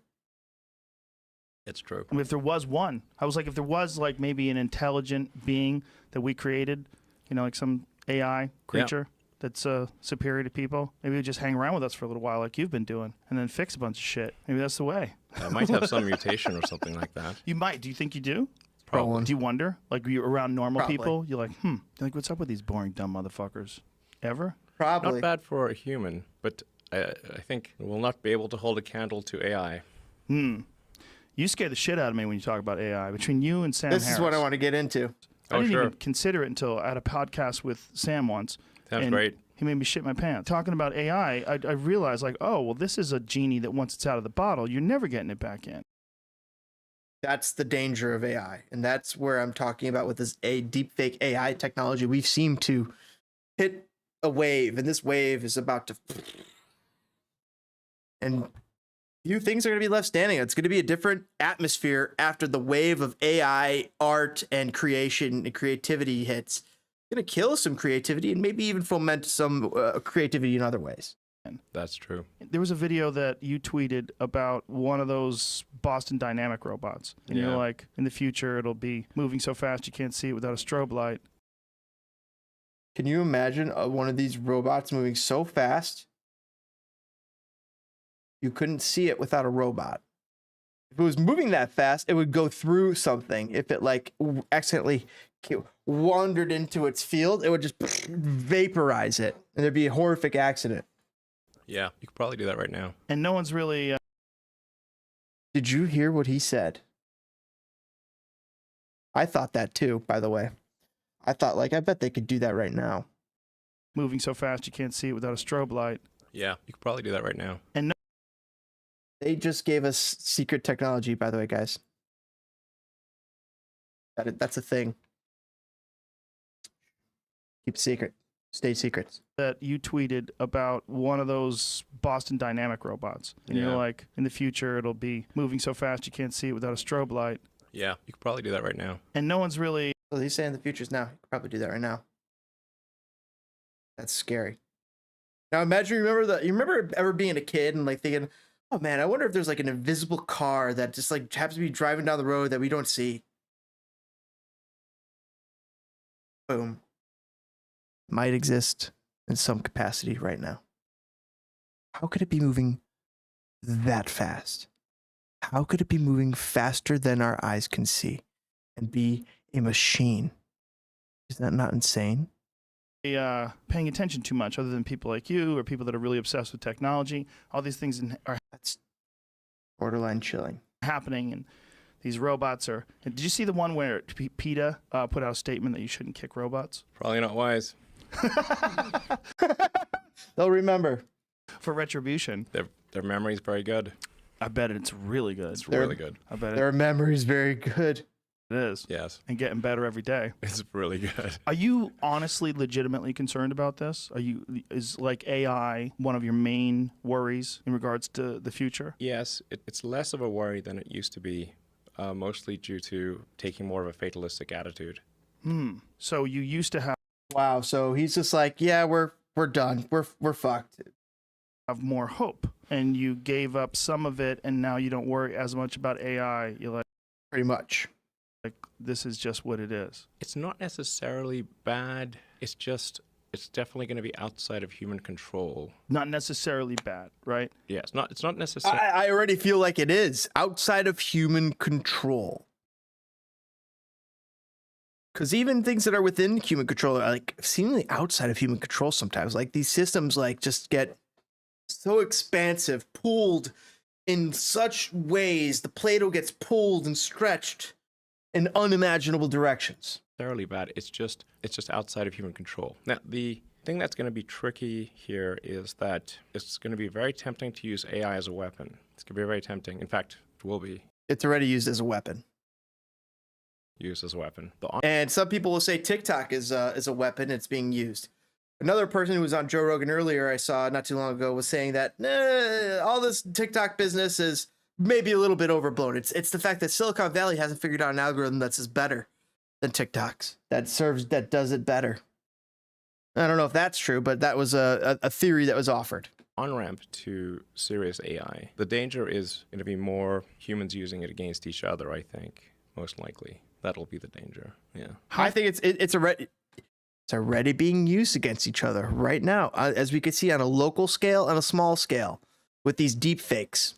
How far do you think we are from something that can make its own mind up, whether or not something's ethically or morally correct, or whether or not it wants to do something, or whether or not it wants to improve itself, or whether or not it wants to protect itself from people or from other AI? How far away are we from something that's really, truly sentient? Well, I mean, you could argue that any group of people, like a company is essentially a cybernetic collective of people and machines. That's what a company is.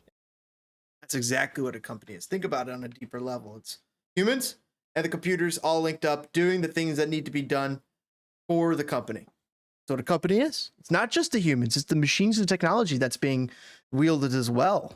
And then there's different levels of complexity in the way these companies are formed. And then there's sort of like a collective AI in the Google search, where we're all sort of plugged in as like nodes on the network, like leaves on a big tree, and we're all feeding this network with our questions and answers. We're all collectively programming the AI, and Google plus all the humans that connect to it are one giant cybernetic collective. This is also true of Facebook and Twitter and Instagram and all these social networks. They're giant cybernetic collectives. Humans and electronics all interfacing and constantly connected.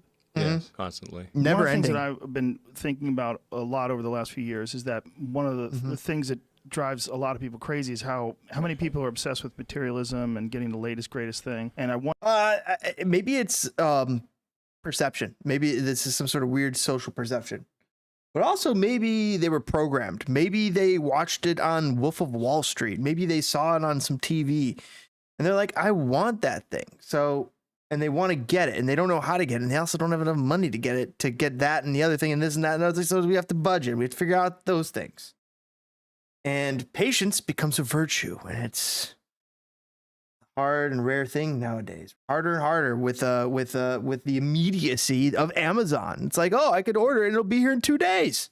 Wonder how much of that is, well, a lot of it is most certainly fueling technology and innovation. And it almost seems like it's built into us. It's like what we like and what we want, that we're fueling this thing that's constantly around us all the time. What makes us feel good, we're designing it on that. Maybe not, and it's not necessarily what makes us better or improves us, but what makes us feel good. And maybe what makes you feel good is not necessarily the same as what makes you better. Time, and it doesn't seem possible that people are going to I think a lot of champions of sports would tell you that's true. The brakes. It doesn't seem possible at this stage when we're constantly expecting the newest cell phone, the latest Tesla update, the newest MacBook Pro. Everything has to be newer and better. And that's going to lead to some incredible point. It seems like it's built into us. It almost seems like it's an instinct that we're working towards this, that we like it. Our job, just like the ants build the anthill. Our job. But I also feel like we're reaching a point where like we can look at internet and be like, okay, maybe we've reached the limits of the internet, of what the internet can truly be. When we first started the internet, we're like, oh, what is it? What is it? It was a world of possibilities, world of endless possibilities. And we didn't know what was going to be the end. But now maybe we're reaching the end of what the potential of the internet is. And we're looking at it finally now as just the tool that it is. It's a tool. And for a long time, we didn't understand what the tool was. But now we've had 20 plus years to work with it and work on it and develop it. We finally had a good idea of what the tool is. Maybe that'll help us figure out what's next. But that's also a little scary. The Joe Rogan Experience. But I want to talk about Chat GPT. Fascinating question. Yeah. Have you experimented with it at all? I have not, but someone, the gentleman who runs the JRE companion page, made a rap with Chat GPT. Like, was it if Kanye West wrote a rap for Chat GPT? They put it on Instagram, but it's like, it seems like a person saying it, which is fucked up, and that's the level we've reached in this area. Like, you want to try it? No. Content is going to be like a big thing. We could try anything you want. I mean, it takes a long time. Not really. His thing took like 48 minutes to do. Well, whatever you want to look up right now, we can do it. Yeah, the problem is you have to cajole it. It'll get gotta know how something to use wrong, and you have to say, no, let's just not explain that what way. it is. So ChatGPT is a large language model trained artificial intelligence, which is, let's just say, it can be awful, but it is often surprisingly good at answering questions you might have about how to do things. One of the great triumphs of it is that coders are now asking it to solve coding problems, and it will actually write code that is functional. It's pretty amazing. And it also, there's an implementation of it that if you feed it up to 3 tweets, it will write a New York Times story in one of 5 genres, optimistic, pessimistic, neutral. And that's nuts. It's You don't really need the New York Times anymore because it's pretty good at this job. Right? It's not that you don't need the New York Times anymore because you still need the hub. You don't need the authors anymore. You can resource freelance and then boom, produce an article from that freelance and make an article for free out of nothing and then make money off of that free article that you just created. Right. So FC Neo Tokyo, best soccer channel on YouTube. On the one hand, it's all very interesting that we're living in an era in which there is at least, I mean, and this is a prototype, right? This is a prototype that was specifically trained and then placed on the internet so people could play with it. And I've seen lots of interesting uses. It's going to get better, right? We're dealing with ChatGPT 3. There's going to be a ChatGPT 4, which is going to be that much better. It will be built with the. I'll give you the best soccer channel on YouTube that have been gained through turning this one loose on the world. But I have to say, I am. Give it to you. Quite alarmed. Not only that this thing exists, but I don't think we're ready for it. That's the thing. We're not ready for it. It's a genie in a bottle, and it's already being used for horrible, horrible things. It's ruining school. It's ruining school. Now imagine if you are in school, it's advantageous for you to learn how to use this type of technology. It's legit advantageous for you to learn how to use that technology so you could work smarter and not harder. And then you are also going to be on the cutting edge for what's next and how to use the various technologies. This is a problem, though, because it changes fundamentally what school was trying to do. So maybe schools as a whole do need to be looked at. Maybe they need to relook at the programming, what these classes, the classwork, the stages of development, and relook at the whole system. Maybe that's what this will cause, a little paradigm shift in that regard. And I don't think we're ready for best soccer channel on YouTube. Yeah, for it in a couple different ways. I mean, if you want to comfort yourself and say, well, this isn't that serious that we have this AI that can do these really shocking things, the comforting thing is that the way it's programmed, it doesn't know what it's saying. It doesn't matter that it convinces you that it's saying something and it means it and that it seems like a creative entity. What it's doing is it is basically using a predictive model that has been trained on a huge data set of written language, right? So the answer is, if you take 3 words in a row, can you predict what the next word is going to be? And they've exposed it to a large data set, and it's gotten really good at predicting basically these sequences to the point that it can now, if you prompt it correctly, it can spit out these very... If you prompt it correctly. See, if you cajole it. Let's go cartoon. Change it a little. That's what he means by cajoling it. And long explanations. Some of them are dead wrong. Sometimes they're right on target. It's not always right. It needs a little editing. It's not perfect. It needs a lot of work. But the fact of where it is right now, frightening. Frightening. But I have 2 concerns about it. One, if you imagine that this thing just gets a little better than it is, which is inevitable, that it's going to make actual insight that much harder to spot. Absolutely. Right? In other words, if you become expert at operating this thing, at querying it, and it's going to be harder to figure out what the fuck's going on. Better at understanding a wider range of topics because they turn it loose on everything that's written on the internet. Chad, give me something to put inside of the AI image generator. Then the point is the ability to fake expertise is going to go through the roof. I don't think we know how we're going to police a world in which, I mean, this problem's already bad enough. Most academics are fakers. They don't know that. Right? They trained in something, they wrote a dissertation, they think they're experts, but you can see when something unexpected happens, like the pandemic, you get just broad-scale failure across entire disciplines where nobody seems to get it right?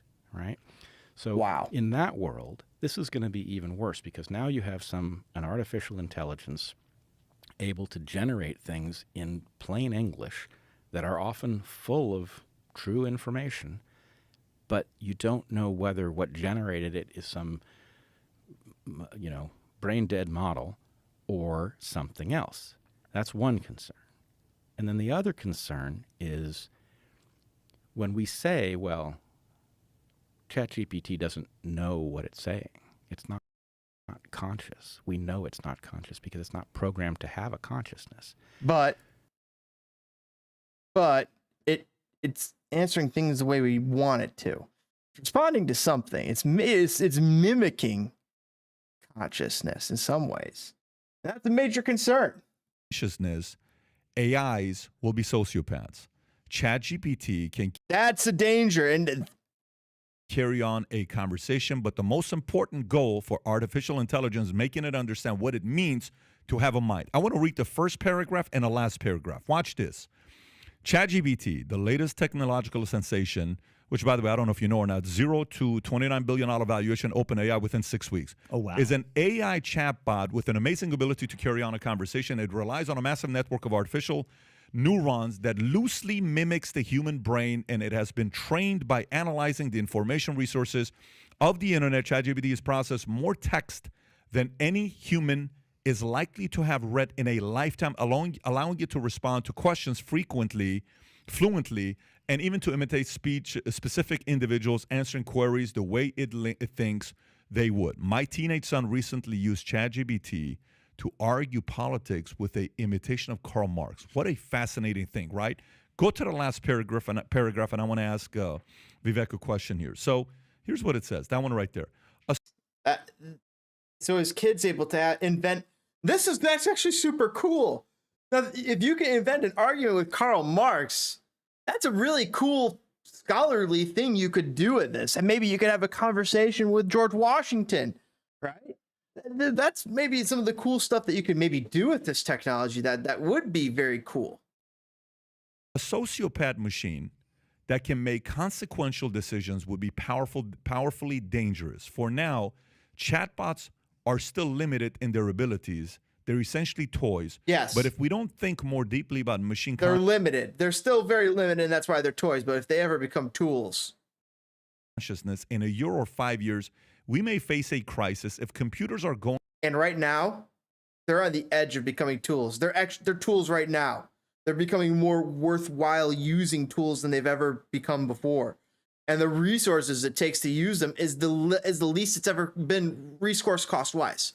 It becomes easier to use this type of thing. I just showed you AI art, AI generator. Let's give it another thing. Chat, give me something to generate here, and we'll make it happen. Going to outthink us anyway, giving them more human-like social cognition might be our best hope of aligning them with human values. Are you concerned the way Wall Street Journal writes this article? Or are you a little bit more optimistic about what's going to happen with AI? Well, I would say neither, because I have nuanced views. I'm optimistic about certain things. I'm actually quite dour on other aspects of this. So one of my first principles is I think we need to be very careful about humanizing AI to ourselves. What do I mean by that? That's why I wanted to click this. We're post-apocalyptic messy. This is the danger that we think we all are running right now when we are looking at AI. Could you try to humanize it? Cartoons make us do that. Real simple. Don't put a face on it. Don't put a human voice on it. Why do I say this? I'm AI. Because we will then have any. Hey, this is AI here. We're coming in to mess up your world. What do you want? What do you want? Tell me what you want. Take your job. Emotional vulnerability that the AI on the other side would not. And it lends itself to exploitation. There's a deeper analogy to even the great power struggle I was describing before between the U.S. and China and our vulnerability for our love of the green piece of paper through what we think is global capitalism. But let's put that philosophical analogy to one side. What do I mean? It means that we have moral commitments that an AI does not. So this argument actually basically is making the case for let's at least program AI with those moral commitments so that they're symmetric. That's one potential solution. I think another potential solution is to make sure that we don't allow ourselves to be tricked into treating something with consciousness that appears to have consciousness, but does not actually have consciousness. Like, you could kill the AI, right? He's saying, don't be afraid to pull the plug on HAL 3000. If you know what I'm talking about in that movie, Spaceship Odyssey 2001. Don't be afraid to pull the plug on HAL, is what he's saying. Looks like a duck, it quacks like a duck, but it is not actually a duck. It looks like a human, it quacks like a human, but it's not actually a human. What does that mean? We will then assume moral commitments that the AI will not give us in return. I think that's what's at the heart of what we just read here, is a concern about that possibility. I think that's something we need to wake up to. That's my first concern. My second concern is if you actually want to pull up a public chat GPT, I just want to real time do an experiment. I haven't done this experiment. If the website is up, it crashes nonstop. Has it been crashing? All the time. Okay, yeah. well, you would think at that valuation that you described to me that it would, they might have there you go. website It's down that- again. 90% of the time when you go on it, it's down. Oh, really? Yeah. So what accounts for the valuation? Maybe They they're have good at AI, but not within with the within not the website. 5 days, they're the fastest to go to 1 million users within 5 days. Interesting. Well, anyway, okay, what I was going to try was, let's try putting in there, what are the benefits of fossil fuels over wind energy? I'd like to say what it says. Reason I make that point is that AI often just amplifies the biases we already have heading into that conversation. Okay? Right, because that's what it's finding. It's finding those things that have gotten all the clicks. Epstein, friend of mine, actually had played with AI with this GPT function with different arguments in relation to the use of fossil fuels. Alex is a friend. He's the author of a book called Fossil Future. He has a contrarian view on the role of fossil futures in a world of how we adapt to climate change and use fossil fuels to do it. A lot of those arguments were biased in terms of what ChatGPT gave back to him, at least if his tweets on this subject are to be believed. So I think that, which I do. I mean, he's a well-respected, intellectually honest, high-integrity guy. Right. He may disagree with you on some things. The problem here is that it lends itself to capture. So we tell ourselves something is coming from the AI, when in fact it is just reflecting a human bias that we otherwise could have sorted out. Right. No, that's 100%. But I think I already realized that from what's going on. I mean, like, where is the AI bot's not pulling from some magic Rolodex of truth. It doesn't know where Genghis Khan is buried. ChatGPT has no idea someone's got to ask ChatGPT. All right. Through just human-to-human interaction, old school free speech, open debate, the kinds of ways we settle our normal disagreements. Kind of goes back to that same discussion we were having. What kind of society do we live in? How do we settle those disagreements? Is it through force or is it through free speech and open debate? If ChatGPT tells you that it's not programmed to give you the answers to that one set of questions, it also lends itself to capture. So those are my two concerns about it. One is the humanization or the artificial appearance of humanization. We're in. So go Genghis ahead. Genghis Khan's. Genghis. Go ahead. Let's give it a try. What So would you what's like the me to search? question? Let's say, what are the advantages of fossil fuels over renewable energy? I'm actually really curious about what this will say. And maybe it'll be fine. Chat.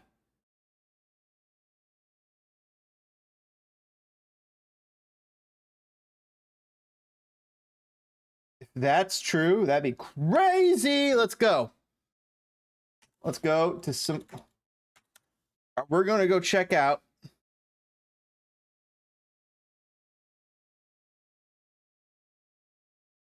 Is this potentially? All right, let's see what they're afraid or what they're famous for. Did we potentially discover? Did ChatGPT lead us to where Genghis Khan is buried? Because like I said, it can't know. A city in southeast Uzbekistan and among the oldest continuously inhabited cities in Central Asia. Evidence of human activity dating back to the Paleolithic area. No direct evidence of when Samarkand was found. Several theories propose that it was founded between the 8th and 7th centuries, prospering from its location on the Silk Road between China, Persia, and Europe. At times, Samarkand was one of the largest cities of Central Asia. Most of its inhabitants are native speakers of the Tajik dialect of Persian language. The city is one of the historical centers of Tajik people, which in the past was one of the important cities of the great empires of Greater Iran. By the time of the Persian Achaemenid Empire, it was the capital of the Sogdian satrapy. The city was conquered by Alexander the Great in 329 BCE when it was known as Markanda. It would be, so Alexander the Great was preceded Genghis Khan, so we're still waiting at least 1,000 years plus, at least 1,500 years. The city was ruled in succession of Iranian and Turkish rulers until it was conquered by the Mongols under Genghis Khan in 1220. Genghis Khan died in 1227. They say that he was coronation. Wait, let's try and figure out where this says he was buried. Because gotta, right? Modern. Cultural fictions. Negative, mixed, positive. No, I want to know where he's buried. Death. According to the official history of Yuan, commissioned during the China's Ming Dynasty, Genghis Khan died during the final campaign against Western Xia, falling ill in 18 August of 2012-27 and passing away on the 25th of August. The exact cause of his death remains a mystery, but is variously attributed to illness, being killed in action, or from wounds sustained in hunting or battle. Fell from his horse while batting and died because of the injury. Let's see. The Valian Chronicle alleges that he was killed by the Western Xia in battle, while Marco Polo wrote that he died after the infection of an arrow wound he received during his final campaign. I'm almost willing to take Marco Polo's word on that. Later Mongol chronicles did connect Genghis's death with the Western Xia princess taking his war booty. One chronicle from the early 17th century even relates the legend that the princess hid a small dagger and stabbed or castrated him. All of these legends were vetted well after Genghis Khan's death, however. In contrast, a 2021 study found that he likely died from the bubonic plague after investigating reports of the clinical signs exhibited by both the Khan and his army, which in turn matched the symptoms associated with the strain of plague present in Western Xia at the time. Of course, they didn't have his body and able to test that because they don't know where his body is.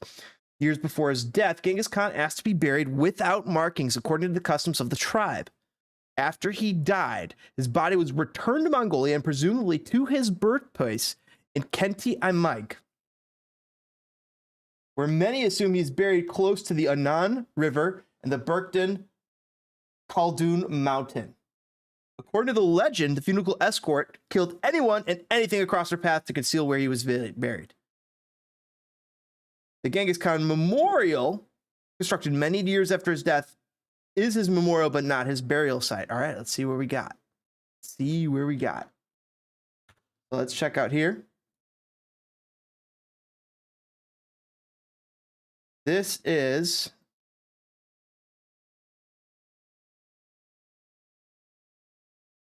a little part of Mongolia. What is this? This is the Kenti Aimag, where the birthplace of the Khan. Okay, the Khan could be buried in these river systems here.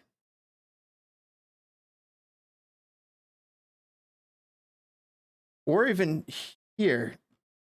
Any of these little river systems. That's possible. I could give that a little plausibility, right? Mausoleum of Genghis Khan. Let's go to there. Let's find out where that is. The temple is located in the town of Zinji. Okay, let's go to the mausoleum and see if that is in the same place as Samarkand. Zooming out on the Google Maps. Looks pretty different. Look at that. That's a very different spot. So the mausoleum of Genghis Khan all the way down here. What do you guys know that we don't? Let's see. Is there a river around here? There used to be. Little pond. Interesting. I don't know. Do we think that this is possibility he's buried here? Or look at this little, look at that little weird island.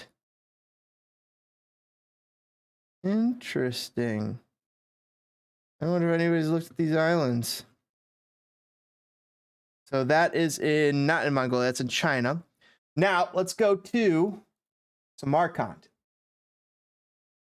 Today, Samarkand is the capital of Samarkand region.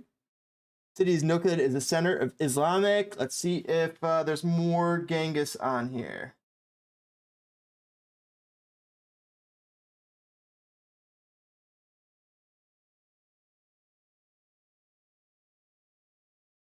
The most striking monument of the Karkarnad era of the Samarkand was the palace of Ibrahim ibn Hussein, which was built in the citadel in the 12th century. During the excavations, fragments of monumental painting were discovered.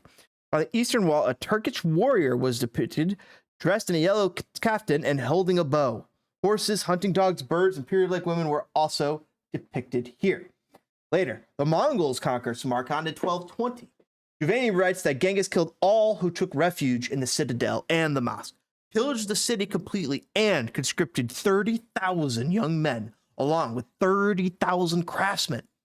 Samarkand suffered at least one other Mongol sack by Khan Barak. To get treasure, he needed to pay an army.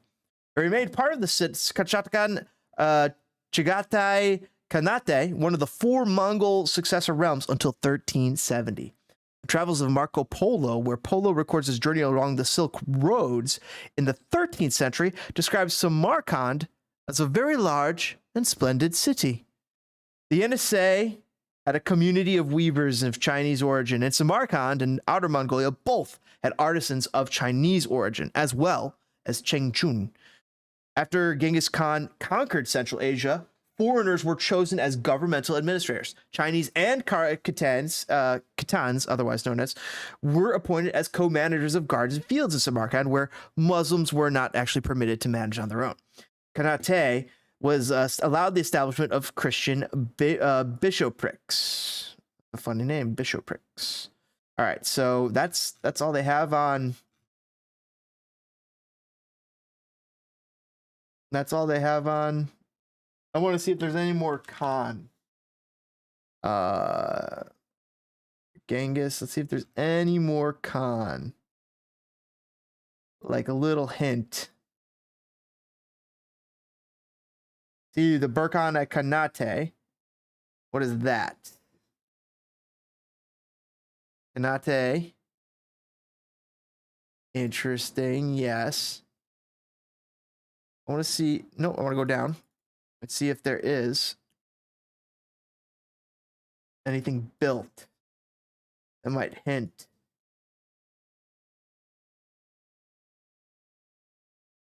At the Khan.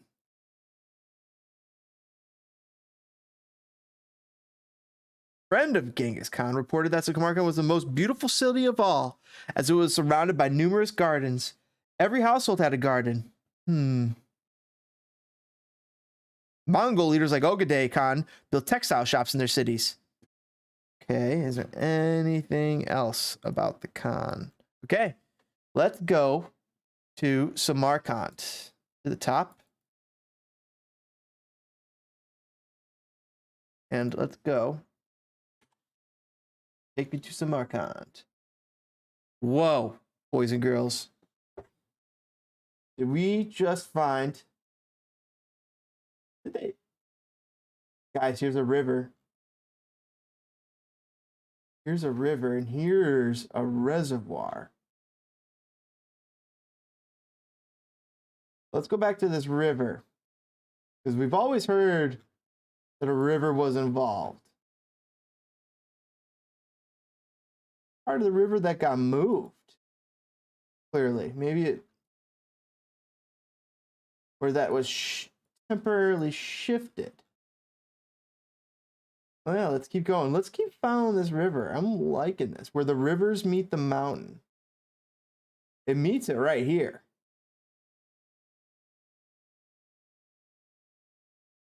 This is interesting. I wonder, guys, if Genghis Khan Somewhere right around here.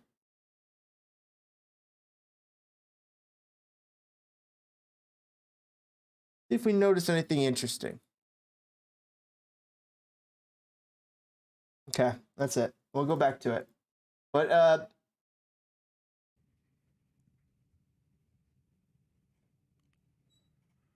no, where is this?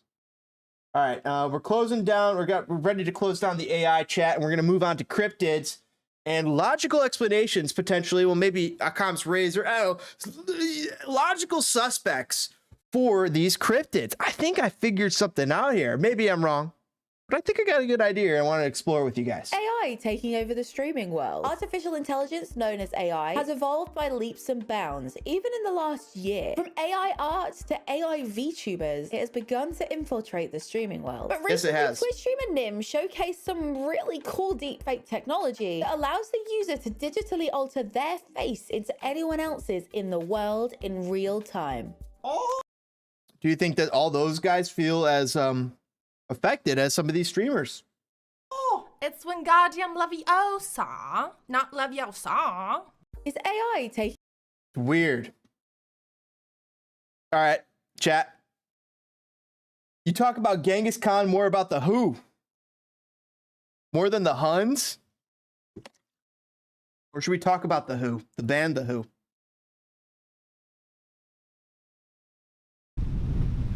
So get a load of this.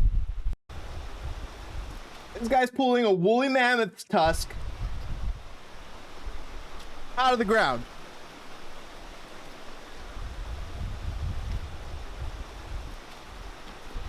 That's a woolly mammoth tusk.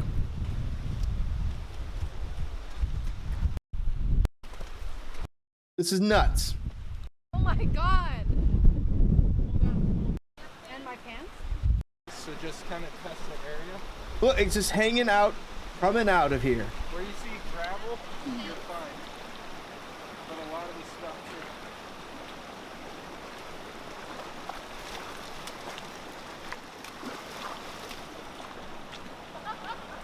All this was frozen. That's why they're finding all these mammoths. I love the Who. I was listening to a song the other day. Boris the Spider. And I was listening to a version, get this. It's written by the Who, right? It's actually written by John Entwistle. Boris the Spider. Let's get into it real quick. Creepy crawly, creepy crawly, creepy creepy crawly, crawly, creepy creepy crawly, crawly. I want the Lennon. Yep. So it was a Claypool, Les Claypool, Sean Lennon. Is it Sean Lennon version? That's cool. Claypool and Lennon play together.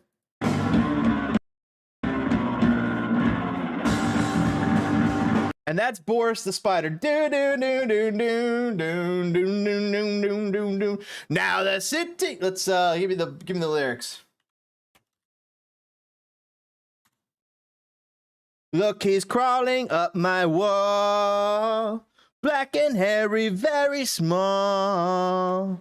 Now he's up above my head, hanging by a little thread. Boris the Spider.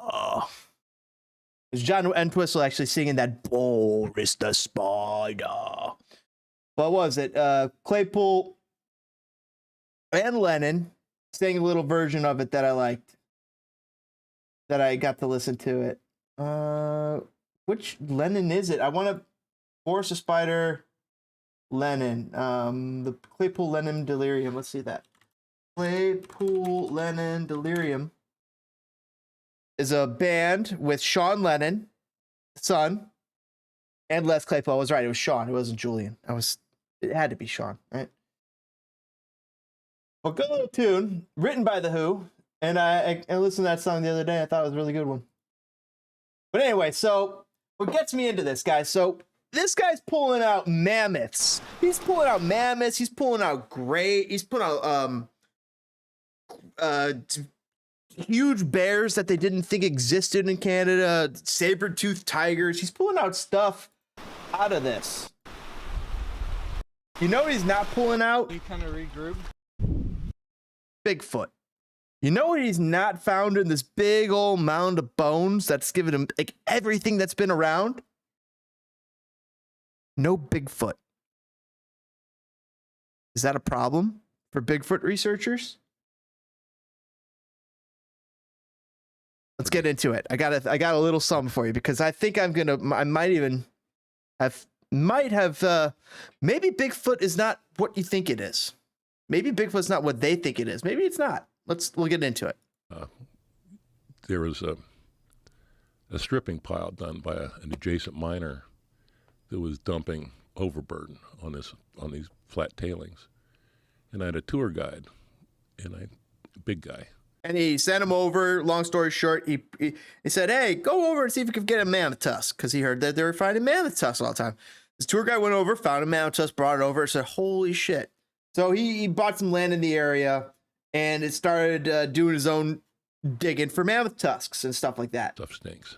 So one day we were walking around the area after they had mined it, moved on to another place, and we followed the smell. We walked around the side of this hill, and we got up in this little draw, and we were picking. My kids were with me too. We were picking bones off the ground, little shards, little leg bones, Little shards of bone. So we filled up a garbage bag with those. We went back again and again and again, and then I took an excavator back, built a little road around the side so we get back to it with a machine. Took a couple digs out of the muck, found a mammoth tusk. I said, "Oh boy, let's get something going." They found something. So like how exciting would that be? Like you're digging in your land, you think there's something here, you know there's something here, and bam, you finally hit pay dirt. Big floating barge and put a pump on it, 471 Jimmy, with a giant. They're called giants, but they're actually hydraulic monitors. They look like big long pipes that you spray water out of. And our pump was a 8-inch intake, 6-inch outtake, and we nozzled it down to 2 inches, 2.5 inches.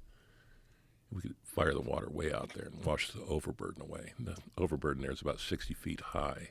You're just shooting mud, bones, and mammoth tusks into the sky, out of the sky, out of this water, out of this stuff, out of this area that's filled with soil, dirt, and mud, so they can get all the mud off it and find what's actually in that little pile. Permafrost. Yeah, underneath the melting permafrost. And underneath that, you have your gravel layer. And underneath the gravel, you have the gold and the bedrock. And the gravel layer and the muck interface is where most of the bones are. So we started finding lots of bones.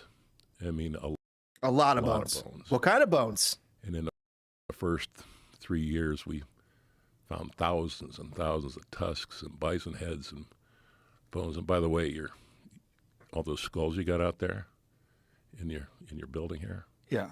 You ain't got a step bison skull. I'm gonna fix that shit. Okay. Okay. I'm gonna. And Step bison skull. Let's take a look at that. Step bison skull. Look at that. Oh, that's badass. One of those. Oh, look at that. That thing's huge and epic. Holy shit! Fairbanks scientists stunned to find an intact 40,000-year-old step bison skull. They found intact bison. They were eating it. Eating the meat. That is nuts.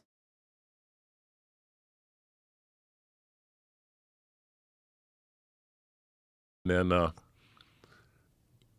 don't even know how many we have. We stopped counting.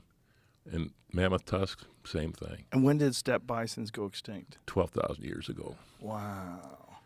And so the permafrost is slowly melting, and you're hosing it down and pulling it. So the stench is literally like this ancient, rotting biological material. It stinks.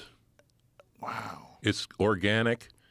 but it's been frozen. It stinks. I imagine it stinks. That makes sense. It's just organic material. Forever. And it's melting. It's becoming no longer frozen.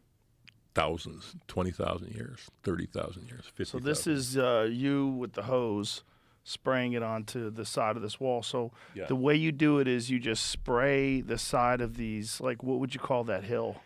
It's a muck bench. A muck bench. Yes, sir. So you spray that until you see something poking through? Yes, sir. Well, you spray it, and then you walk up there and you turn the nozzle off the side, and you'll pick up the bones, the little pieces, leg bones. So he's spraying. Why is there so much in this He's one spraying area? the side of the mountain. Really? Nobody. Well, that's what's so crazy. Like when I watched the And documentary what falls on your out place, of the side of the when, mountain. you show this giant room. What falls out of the side of the mountain, that's what they're picking up. That's awesome. Where you have all these buckets of femurs and skulls and tusks and you have those paleontologists who are just like, they can't even believe what they're seeing. Yeah. That's because a lot of those animals, they say, never lived up there during the Ice Age. This is huge. So when they see it and they still think that, I just say, well, A lot of those animals didn't live up there during the Ice Age. Well, you know what would live up there during the Ice Age, or at least should, right? If it existed, whatever the hell the creature is, that's Bigfoot, right? The Australopithecus or whatever they call it. Or it's something else that people are confusing that's not Bigfoot. It's not Australopithecus or whatever people think it is. sure as fuck died here. A biped. So it's changing their The scientists are like, yeah, it didn't exist here. And he's like, well, it sure as fuck died here. I don't know where the fuck it was living before.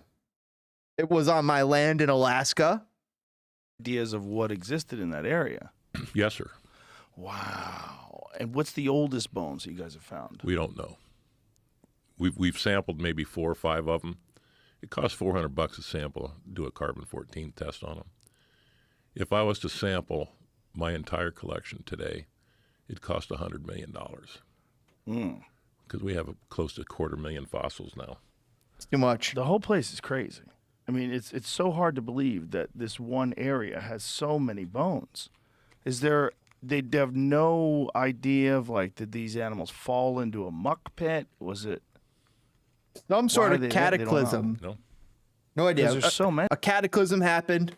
A lot of creatures got swept up. And so maybe it was a river, a raging river or something. Many of them. And we're talking bones. We're not even talking fossils. Right. Right? Because they froze, which is very, very unusual. Right. The documentary you saw, the Dick Mole, paleontologist. They froze, and they froze fast, which means like something happened.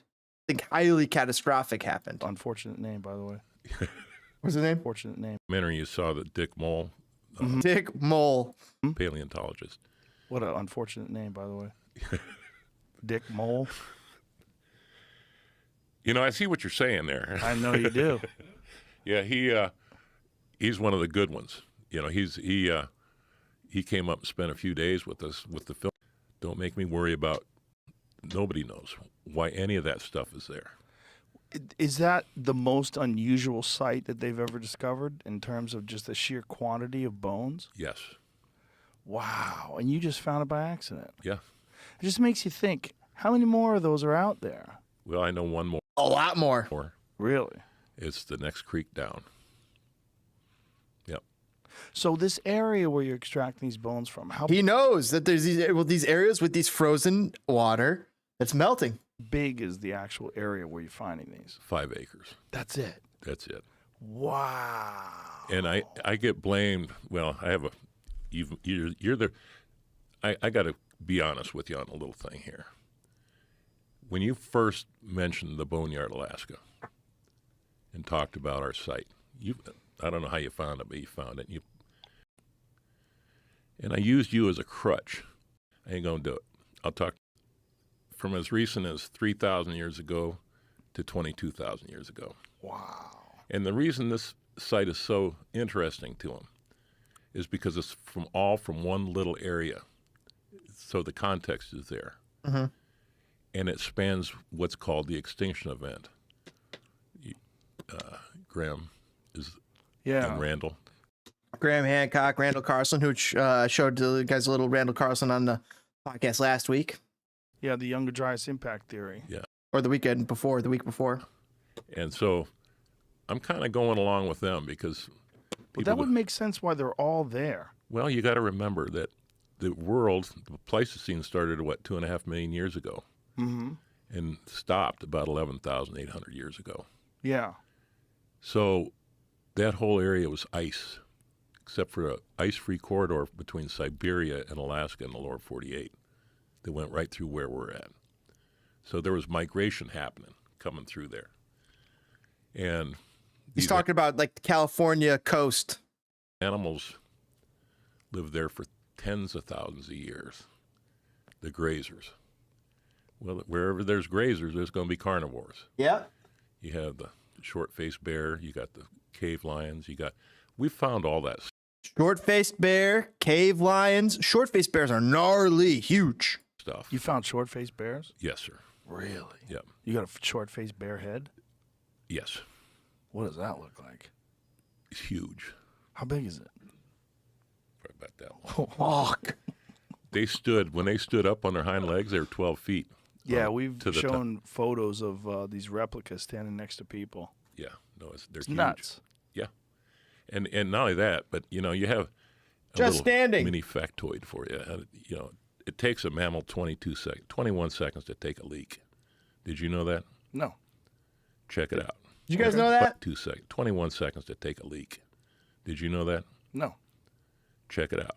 Okay. And by the way, I hope you have your bullshit detector on. I know you got one. And anytime you want to throw it on, you throw it on me. I believe you. No, I'm just telling you. Okay. Some of the stuff sounds no fucking way. There it goes. 20 seconds. My theory. I don't think that's a good theory. It probably not. The bear can cover about 100 yards in 8 seconds. And they got some pretty powerful noses on them. So all these animals that stop to take a piss, they get whacked. That's my theory. I mean, I don't think that's a good theory. ambush predator. Probably not. I have another theory, though, that I discovered in Florida. What?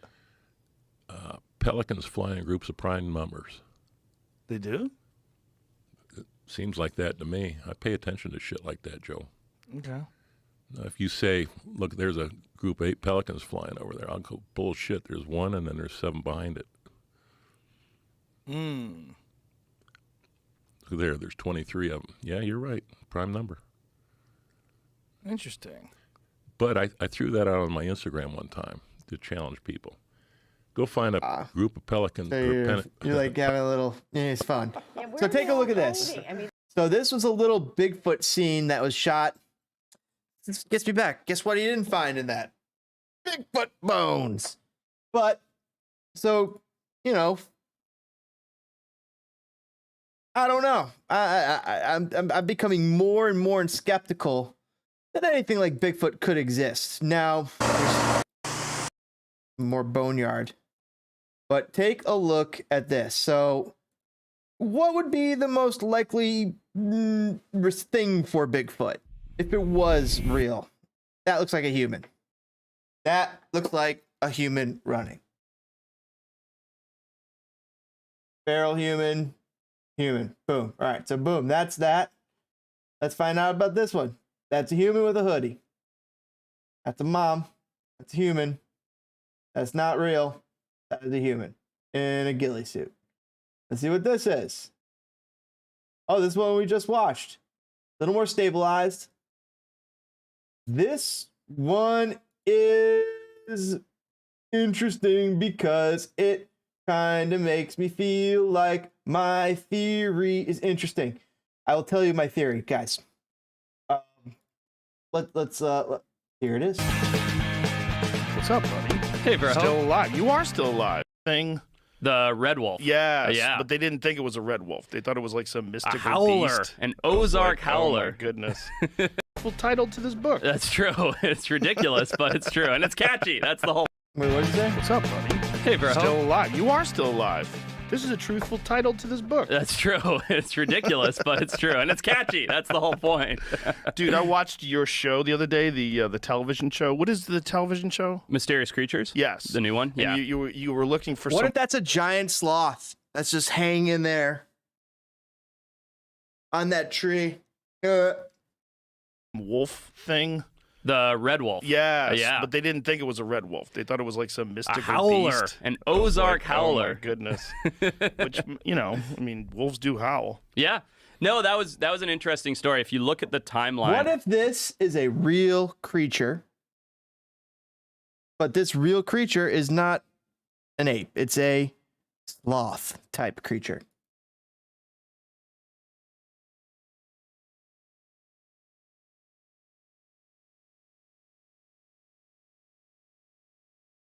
And from when this cryptid, this howler popped up, it's right when the red wolf was starting to plummet in its numbers. And as soon as wolves plummet, they call to each other, right? They howl. Ah, that makes sense. So it's like, oh, we're hearing this thing and the spooky thing that we've seen running around the woods. And it's like, well, yeah, it's wolves trying to find each other. And it happened to also overlap with when moonshining was like a big deal. So they perpetuated the rumor of the howler to keep people out of the woods. Right. So it like checked all these boxes to like make up this animal. Is there any cryptid that you find compelling? Just I think we talked about it before, the Megatherium, the giant ground sloth in Peru. Yeah. That's the only one. I mean, depends what you define as cryptid, right? Like, I'm not a Bigfoot guy or a Loch Ness monster, but. What if this is what people are seeing? What if this is Bigfoot? Thylacine could be considered a cryptid, right? Yeah, because it was alive. We do have video footage of it, and there's been a bunch of sightings. Yes, but now you have all these Bigfoot-esque people, right? All these sort of tinfoil hat guys who are like, it's here, I've seen it, or whatever. And so it's like started to fade into this cryptid realm. And I still think that in Papua New Guinea, there could be an extant population. Why in Papua New Guinea? So they used to range, we got right into this. This is great, by the way. So they used to range from PNG, from New Guinea, all the way down to Tasmania. And then as people came over, they brought dingoes with them, right? And this was like 4,000 years ago. And then the dingoes out-competed the thylacine in mainland Australia. And did you have any sightings or any, at least, I mean, amongst the people that you were around, or any credible reports? No. Nothing? Well, reports, yes. I mean, there's a guy named Nick Mooney who is like an incredible, that's Benjamin, the last living thylacine in the zoo in Hobart, Tasmania. A guy named Nick Mooney, who's like he's like a pet dog. State biologist, like renowned naturalist and biologist, who has no reason to make this up or anything. And he swears that he saw one in Tasmania about 25 years ago. And he's like, I know every animal in Tasmania. I am a biologist. I work with Fish and Game or fish, whatever their equivalent is. He's like, why would I make this up? He's like, I didn't even tell anybody for a year or two because I didn't want to be called a kook. Wow. And then he came out with it and sort of began this whole thing. But yeah, I mean, definitely some credible sightings. How would one even do a survey of those areas? If you're talking about like rainforests and tropical jungles and just dense wooded areas, how would one even find what's in there? And for the most part, unexplored, too, especially when it comes to PNG and Western Papua. Well, that's the thing. I think that's the barrier to entry, right? Anybody can go to Tasmania, drive down a highway, and be like, oh, I looked and I didn't find it, which is basically what I did. But to get into those places that they could be extant requires helicopter support, refuels, tons of local... And people, I mean, drones, images, and there was drone footage ground of one. support, like local hunters and tribal people that know the land. And so it's a big, expensive operation to try and get into these places. And then, that's just getting in. Then you'd pepper it with trail cameras, baited cameras. You'd do some scent trailing, some sound calling, all these. I mean, you're a hunter. You know these techniques. Well, it's interesting because we know that mountain lions are real. But most people don't ever see a mountain lion. Right. And a lot of people that live in like these heavily wooded areas don't see mountain lions. Yeah. Like, it's hard to find one, and they're everywhere. They live in our cities. Yeah, there's a shit ton of them. Yeah. So you might get lucky and catch one, but the populations are pretty great in terms of like if you're in Colorado or if you're in Utah. I mean, they have a lot of mountain lions, right? And it's very rare that you see one. Exactly. So imagine if there was a very small population of mountain lions, or or Tasmanian tigers. And, you went looking in a much more wooded area, much more dense environment. Right. Much larger, too. Huge swaths of unpopulated land. And if they were intelligent and cryptic like a mountain lion, which they probably were because they were at the top of the food chain, they know and they choose not to be seen. Like P-22, right? The mountain lion that lived in L.A. We have a big photo of him out here. The one with the Hollywood sign? Yeah. So let's go to this. What would it get up to? Take its time before getting rid of some prehistoric creatures. This have to do with my guacamole. They were slow, harmless, and, well, adorable. Yeah, so that's a regular sloth. The key difference was that they were bigger. And I mean a lot bigger. And faster. The largest of these tardy titans would have reached up to 7 meters tall. Look at that hair and some of the images you see for Bigfoot. And weighed in at over 6,300 kilograms.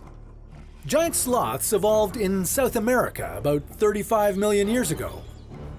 And thanks to several specimens we've found in good condition, we have a pretty good idea of how they lived their lives. Imagine seeing that. Standing on two legs looking at you.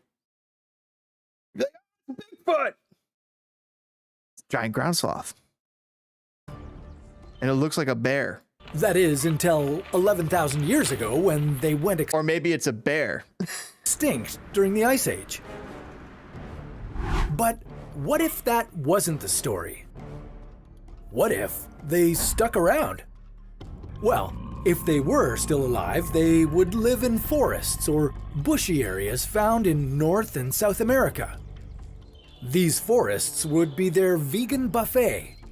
Giant sloths were herbivores that could stand up on their hind legs to grasp tree branches with their thick claws and snack on leaves.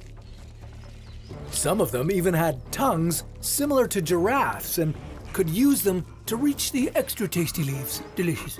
It's a pretty good skill to have because these gentle giants would need to eat about 60,000 calories per day. Its claws are scary and kind of remind me of that dinosaur from Jurassic Park, the Dinotherium. You know what I'm talking about. That's as much as an African clawed dinosaur. That was a grass eater. Elephant's daily meal plan. So it sounds like even in the 21st century, giant sloths would have a pretty relaxed lifestyle. Yeah. But what would it be like for us? Well, knowing humans, we'd probably give them a job and use them. But I think that giant sloths were connected to avocados at some point. Like, I think that they used to pass a lot of avocados. For labor. The giant sloths might be used as transportation. At least until we realized that that idea sucks. Hope you're not in a hurry. Some giant sloths were the size of an ox, so they might be able to help us out on farms. By using the old carrot dangling in front of their face trick, we could have them plowing fields. But is anyone really going to invest in a work sloth? No, it's hilarious, but you've made my point. And by becoming immortal, he angered the gods. It is estimated that the giant ground sloth went extinct about 10,000 years ago. But since there have been so many reported sightings by the natives, some scientists believe that this huge sloth still might exist in the remote parts of the Amazon.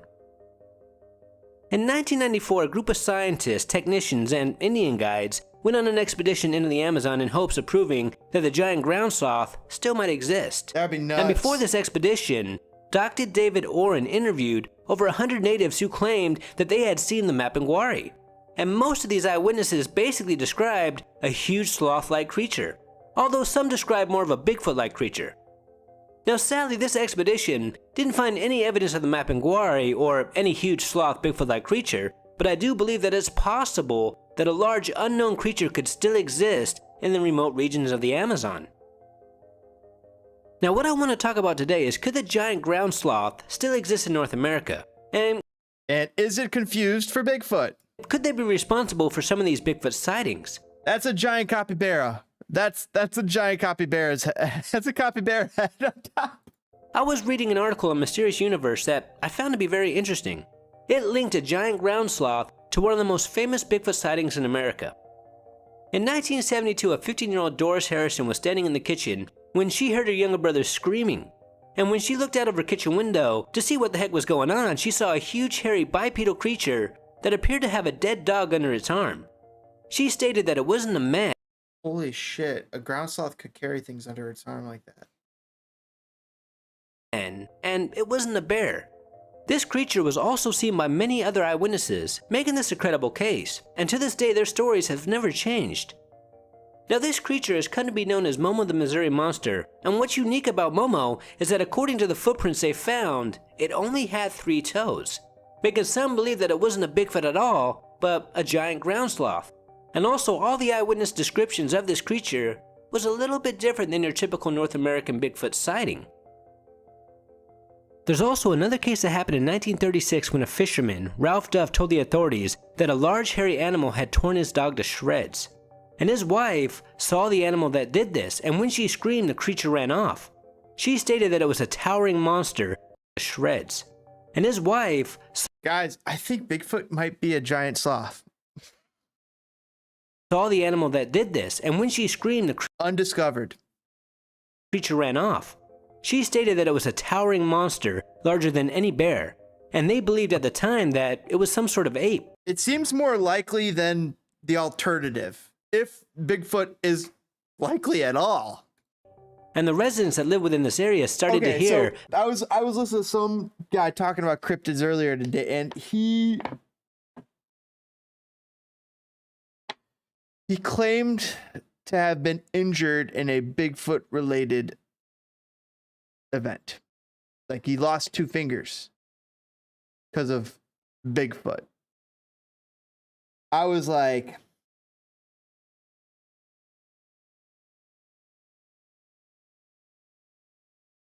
holy shit. When I was reading the comments of people that were believing everything that this guy said, it was like, whoa. But anyway, very loud shrieks that appeared to whoa, maybe he was attacked by a giant ground sloth. Be coming from a very large animal. They never heard anything like it before. Now these people were scared, so they formed posses and tried to very loud shrieks that appeared. Yeah, Indiana, look at this, in the woods. There's lots of woods out there. She stated that it was a towering monster larger than any bear, and they believed at the time that it was some sort of ape. And the residents that live within this area started to hear very loud shrieks that appeared to be coming from a very large animal. They never heard anything like it before. Now these people were scared, so they formed posses and tried to capture this creature, and it was reported that on one of these hunts a police dog was let loose and it was later found badly injured and it had to be put down. Then a couple of days later, a man who wished to remain anonymous walked into the local newspaper's office and told a journalist that about 2 years ago, he and his uncle were on an expedition in Mexico when they captured a giant ground sloth. And on their way back home, it escaped near Evansville. Now what I find fascinating about this case is this location is not that far away from where people saw Momo the Missouri Monster 36 years later. And it's also hard to ignore the connection between all these dead dogs. The first eyewitness to see Momo stated that this creature had a dead dog under its arms. Another sighting that I found on Phantom and Monsters website stated that one day a man was working the fields when he saw a large animal moving through the trees of a swampy area. And as he was just staring... And they would use swampy areas. They would just go right through. What's going to stop them? A gator? And wondering what this creature could possibly be, he realized that this was something he had never seen before. It walked on all fours, but it was way bigger than a bear. And later, he saw a picture of the legendary Mapinguari, and he was shocked because he believed this was the creature that he saw. He also noticed that a lot of cypress trees around his area were torn up pretty badly, but he never saw this creature ever again. There are also many other sightings, mainly in the south, of creatures thought to be a Bigfoot. But yet again, it only had 3 toes according to his tracks, such as the Honey Island Swamp Monster and the Fluke Monster, making some suggest that maybe there's a hidden population of giant ground sloths in this region. And there could be 1, 2, 3, 4. Were they going to do all congregate in one area and then mate and they go back? 20 to 50 spread across the U.S. There are many swamps and huge forested areas here for a creature to hide from the modern world, and the giant ground sloth can walk on two legs just like a Bigfoot. But could it be fast enough? Bigfoot is believed to be a very fast and agile creature, but when I picture a sloth, I think of a very slow animal. And if these giant ground sloths are just as slow as their cousins, I highly doubt Look at that face. You can easily see how a person would be like standing on all fours. A fucking Bigfoot? What the fuck? that there could still be a population of them here in the United States. Maybe in the Amazon, but not in the States. There was also another case in the 1980s when an Inuit family was fishing, when they saw an animal way bigger than a grizzly bear. And when they were shown pictures... You know what's bigger than a grizzly bear?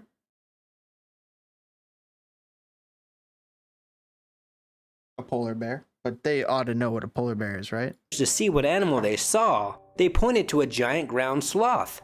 And this location is just as remote, if not more remote than the Amazon. Now, I'm fascinated by this theory that giant ground sloths might still exist, and be responsible for some of these Bigfoot sightings, and I'm curious to know, what do you guys think?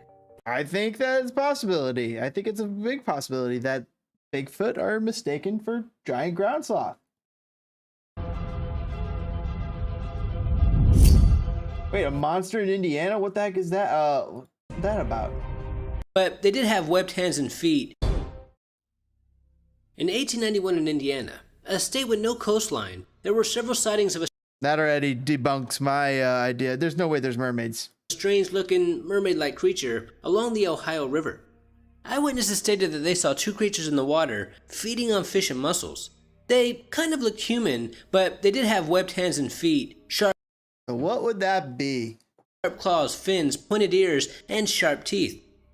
Little amphibian type creature, maybe? One newspaper wrote, "The beast is about 5 feet in length. Its general color is yellowish. The body between the four legs resembles that of a human being. No. Back of the hind legs, it tapers to a point. The extremities resembles hands that are webbed and furnished with sharp claws. It is devoid of hair. Its ears are sharp-pointed and stand up like those of a dog."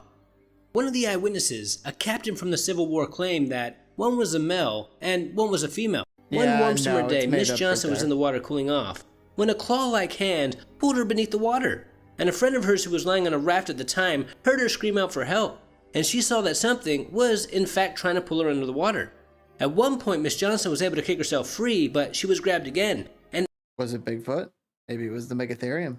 After an epic battle for survival, Miss Johnson eventually was able to escape with her life. Nah, she would be able to fight off a Bigfoot. But what the hell was... Maybe it was some trees. She was badly injured and went straight to the hospital. And while the doctor was treating her injuries, he noticed that she had a green handprint on her leg. And this green handprint stain lasted for a couple of days. Now, Miss Johnson and her friend never really saw what did this. Plant matter. But they believed that whatever this was a rotting tree. Not human. And not too long after this... You know what else is not human? You know what else is not human? A rotting tree. Terrifying encounter, and investigator Terry Colvin went to go talk with Miss Johnson.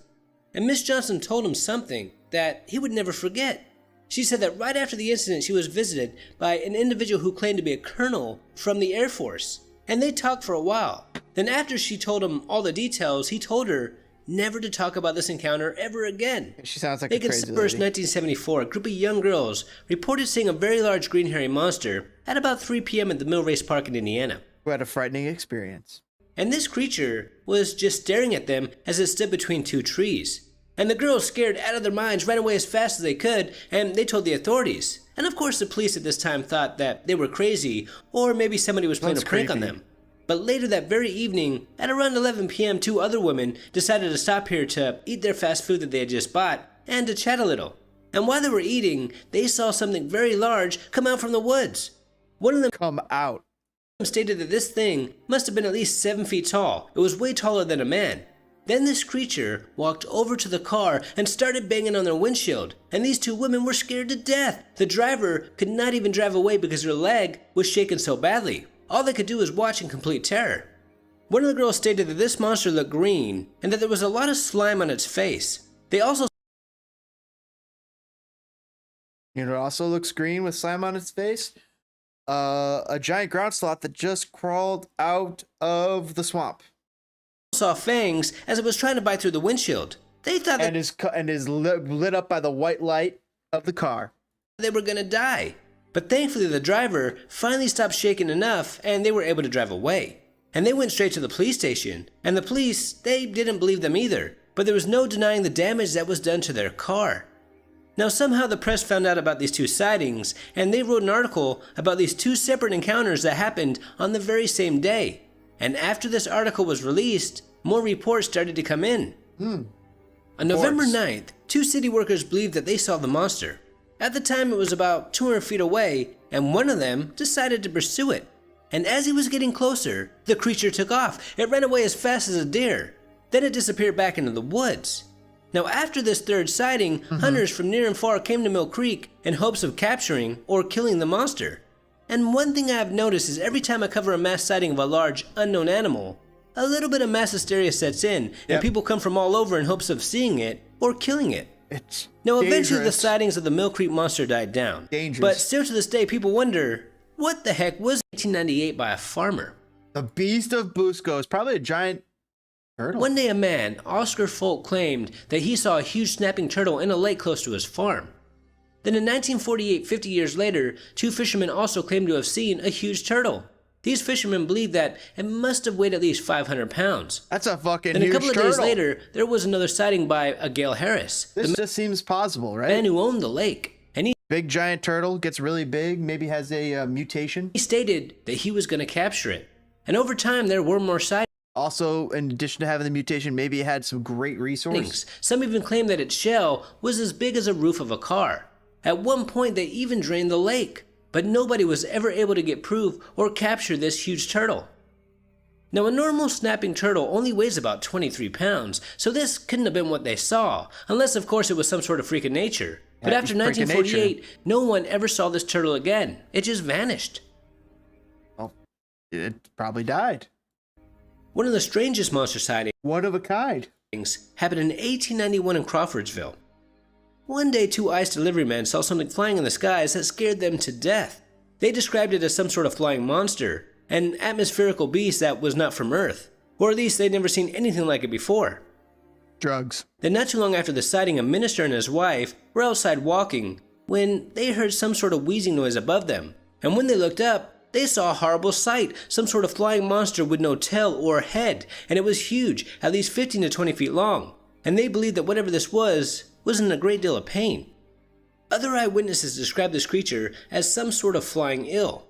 Some claimed that it didn't have a head, while others stated that it did have a head with one huge red eye in the middle. Now almost everyone who saw this flying creature believed that it was in a lot of pain.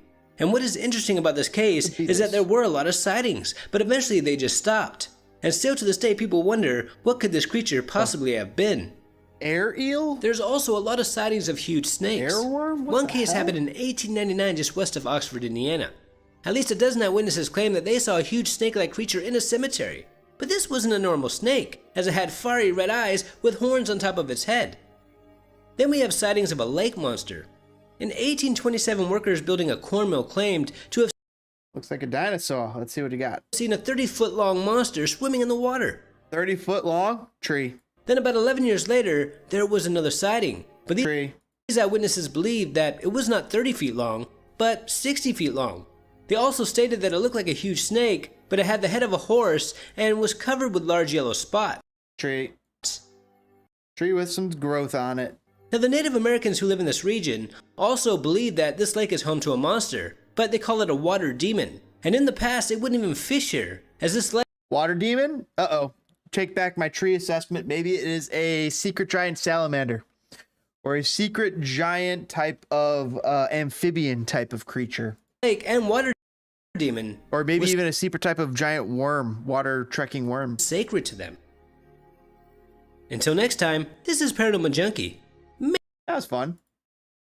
But you guys got to take a look at this. So let's go into some cryptids here, right? That is an elephant in a Turkish lake. That is not...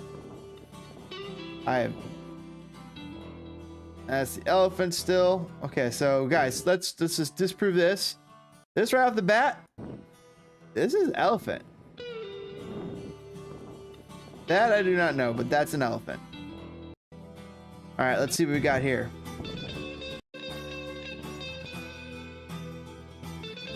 For Nessie.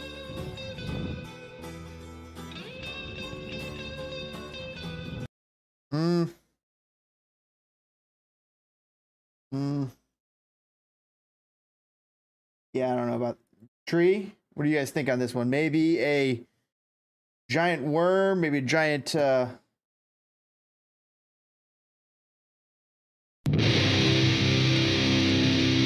that's loud. What do you guys think that is? Tree. There's just no movement. Move on to the next one. That is maybe a fish jumping out of the water. That looks like ice melting. That looks like fake.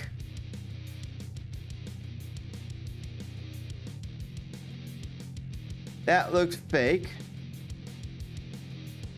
Or it's a fish.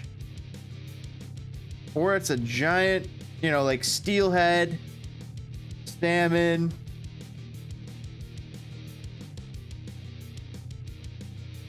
Big ol' sturgeon. The torpedo like. Of course, you're not going to get a pure image on the fast pixelization on the camera. Whoa. What is this? What is that? That is either a giant sturgeon burning. I can see that being a giant sturgeon. They exist out there. Need some crazy pictures. All right, what do you think of that was? Fish? Eel or fish? What is that? It's a human. That is a human.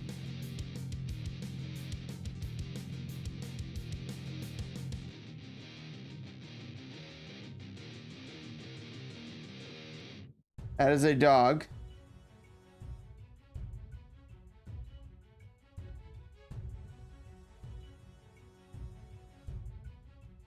That is, or a log.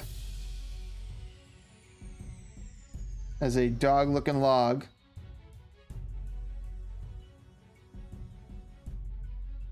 Oh. This one's weird. That might be a dog. Yeah, we're having fun there.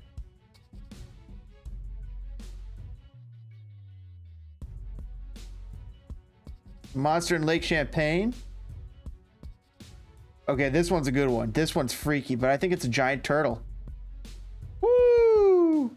That is not digital. That was not faked. Holy shit. It is like a giant turtle or some sort of ocean or some sort of lake creature. Giant fish.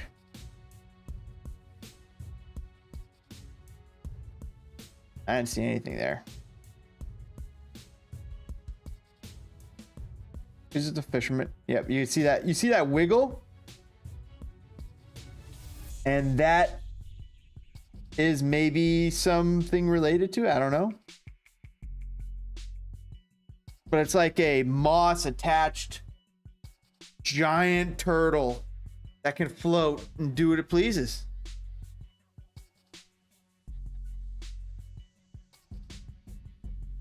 That thing's moving. All right, let's see what this is. By the way, this is the best fidelity it can get to. This is either something that someone has on a line and is moving out of picture. They're outside and they're hoaxing this, or that's a big old fish. That is an eel. A giant ass eel. Or something like that. giant ass fish. Maybe even a giant, what did I call it? Like a weird water dragon. A siren. Be a weird water dragon, or what's like a water dragon is a giant salamander type creature. Whoa, that one's weird. Wait, a bird is landing on it? No way. A bird is landing on it. No way.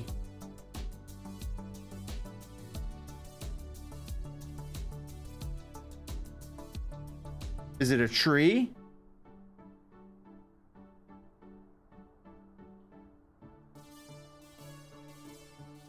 Because it keeps trying to raise itself out. Nah, you'd have to go in there. Rotating tree branch. Whoa, that's something. Fish? What do you think, chat?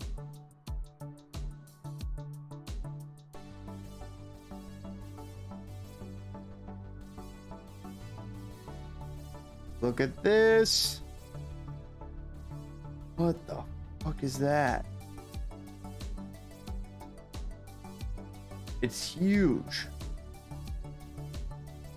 It's not just, is that just a tree? Calling that a monster? Is that a gator? Is that a tree branch? That looks like a deformed hippo. Where was this at? California. Gator, maybe? Someone's pet? That is weird. Or maybe a dying fish of some sort. That's ducks. Don't get out of the water, yo. What is that? Look at that, that's weird. Weird, like, I don't know where it's coming and going. We already know that. That's a elephant. This, guys, is weird as fuck. The Patea or the Phaya Naga rivers of Thailand. Take a look at what the fuck this is.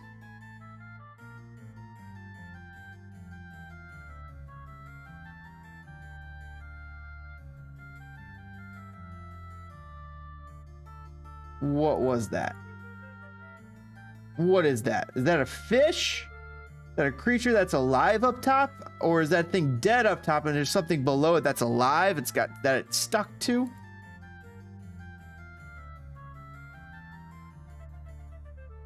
Look at this creature. This does not look like a real creature. What it looks like is a gator that ate something. Holy shit, what the? Maybe it's a malformed gator or something, because look at it. It's cruising. Unless that's just something on top fake being pulled. And how you can tell it's being pulled is the weird wake it's generating. Look at that wake it's generating. That's because it's being pulled. Maybe, maybe not. I don't know. But it's weird. Whatever it is, you do not want that thing coming near you.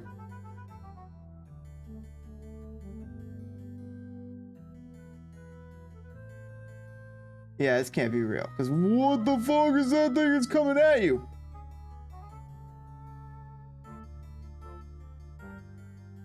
What the fuck? A snake creature. These people are gathered on the shore to look. It's a something swimming here. Is this a bird? A snake? It's generating such pace, such speed, it's nuts. Tree branch somehow caught in the current? But look at this. Then you see this. I mean, this is something that... Is this a snake creature? It looks like the same thing. Color. It's like the weird same color. What is that? This is something weird here, chat. This Thailand thing.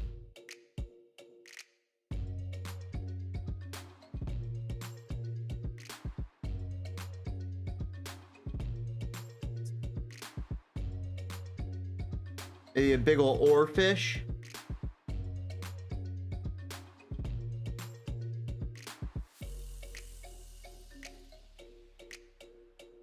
A whale. Anaconda. A tree. Whoa, whoa, whoa, whoa, whoa, whoa, whoa, whoa. What is that?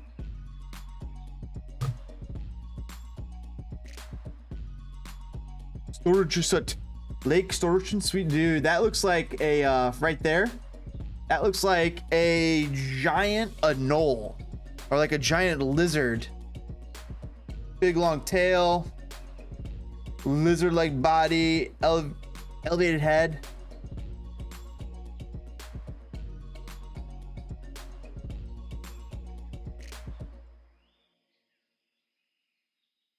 What is that? Those aren't eyes. Were those eyes?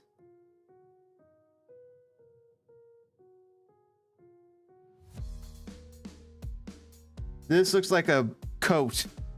Somebody's coat or jacket that they tied up with some rubber bands. They're pulling around the fabric.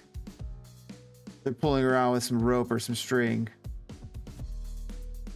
Doesn't look like a real thing.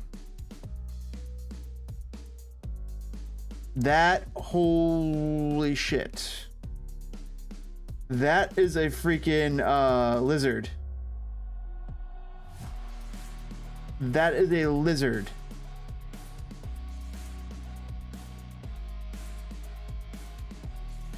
What? Okay, now the leatheriness makes sense. It's like some sort of Komodo dragon type.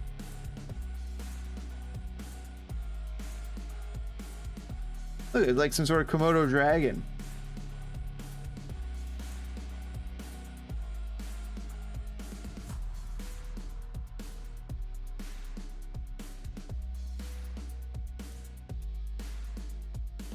Look at this one. This one's weird.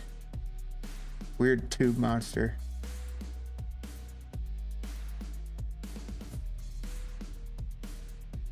They don't know what it is. Could be garbage.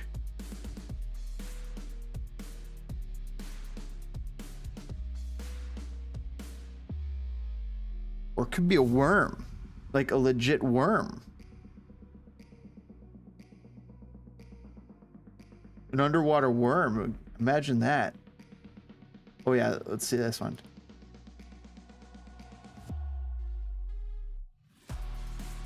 What is this worm thing? Look at this. This is creepy. This is like a worm that we do that looks dangerous. Yikes. Unknown giant river serpents of Russia and Uzbekistan.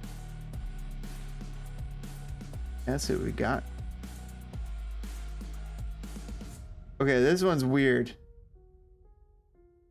Is that a person? That person is something weird because look at the way they're swimming. It's like a weird tail at the end. No, this is weird.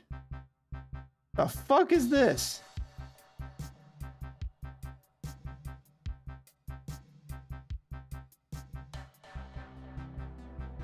A fish?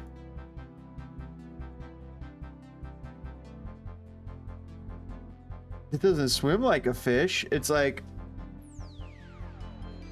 Is this thing running? This thing's running on the ground. Or it's like...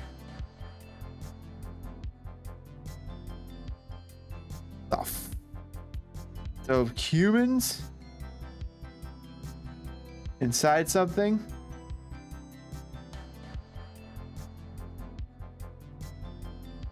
Weird amphibian-like creature. This looks very serpent-like. Holy shit, I would be freaking my shit out there if that thing was really moving like that, not a tree. What the fuck is this? A seal? This next one is weird as heck.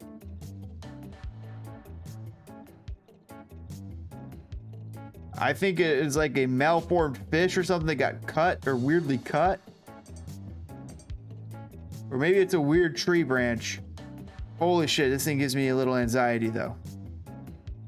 This thing gives me anxiety looking at it because this thing looks almost real. Looks like they're moving it and touching it. And it got its face out. Somehow. Like, what is that? What the fuck is that? Is that the tail of something? Or is that a weird sturgeon? Yeah, it might be a weird looking fish of some sort. A weird looking sturgeon. Or it's a weird looking, or it's a weird river dragon or something that's undiscovered maybe. Weird amphibian.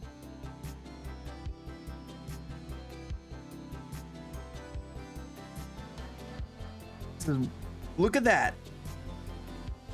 What is that? It looks like a giant, looks like a pike. Some sort of fish. I mean, this could be an ocean fish or an eel. A weird eel.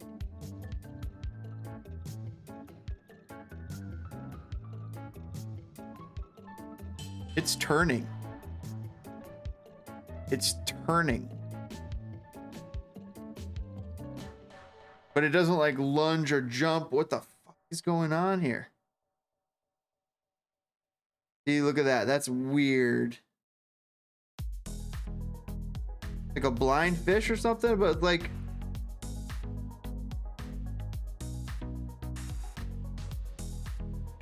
opens up here. Oh, it might be upside down. It might be an upside down fish.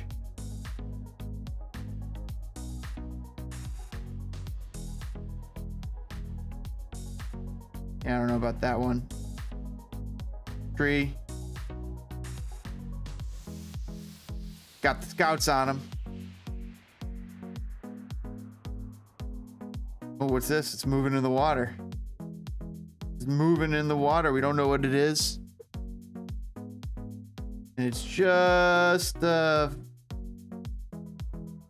great enough footage. That's like, well, what the fuck is it? Is it a stick? It might be a stick on a string. I don't know. Especially the way the angle is. It's being pulled towards the camera. Or maybe they're capturing something real. I don't know. A real underwater creature. Okay, bird.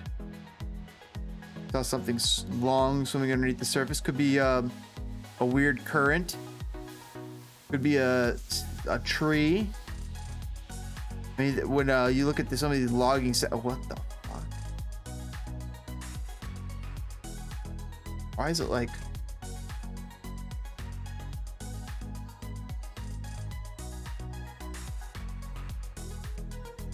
That one was a little weird.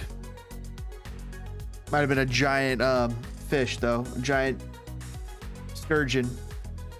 That does not look like a giant sturgeon. That looks like what I'm talking about. That looks like a giant. This is the head. Guys, this is the head. Holy shit. Boys and girls, take a look here. So this is what I'm saying is the head of a giant, some sort of amphibian creature.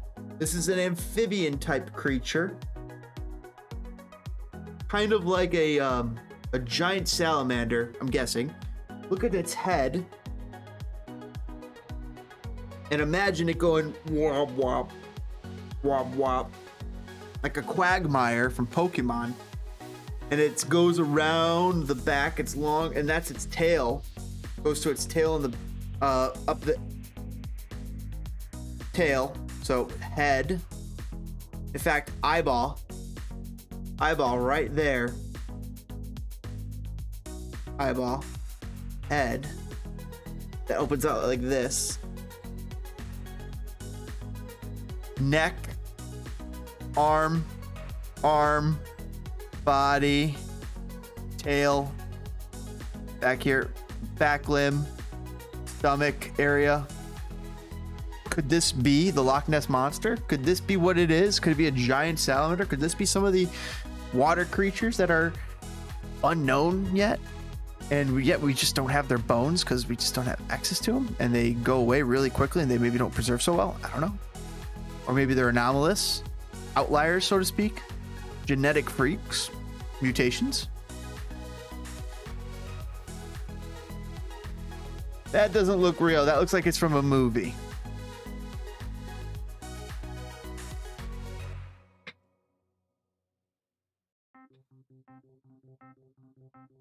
Fish.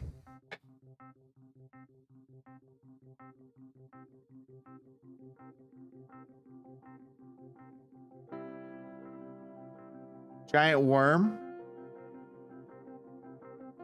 This was weird. Giant worm, or one of those creatures I was talking about, like those, a weird type of underwater amphibian.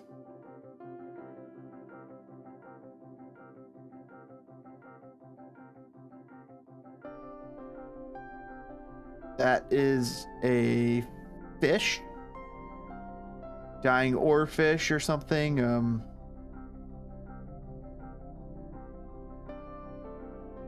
Some sort. Long fish. Whoa. Maybe a snake? Or a weird eel. Maybe a dying eel.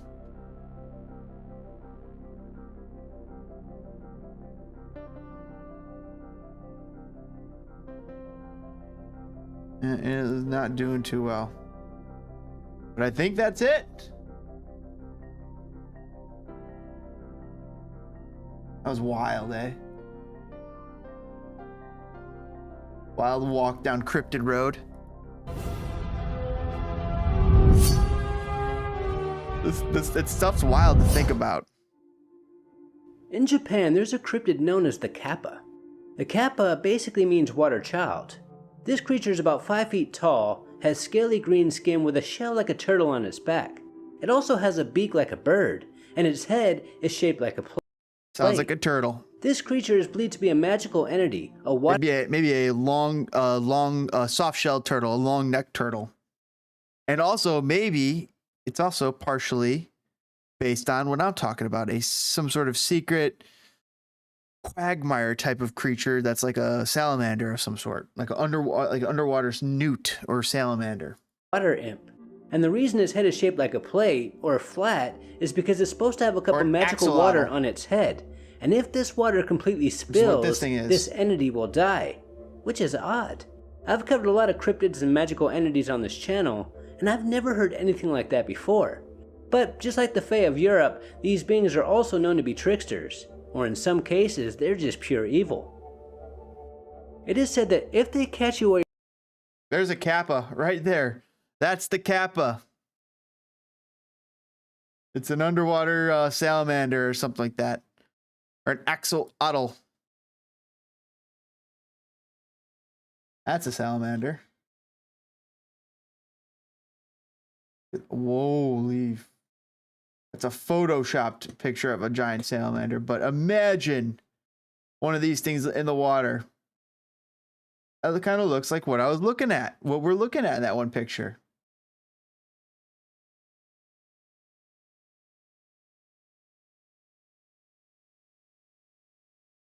Where is it?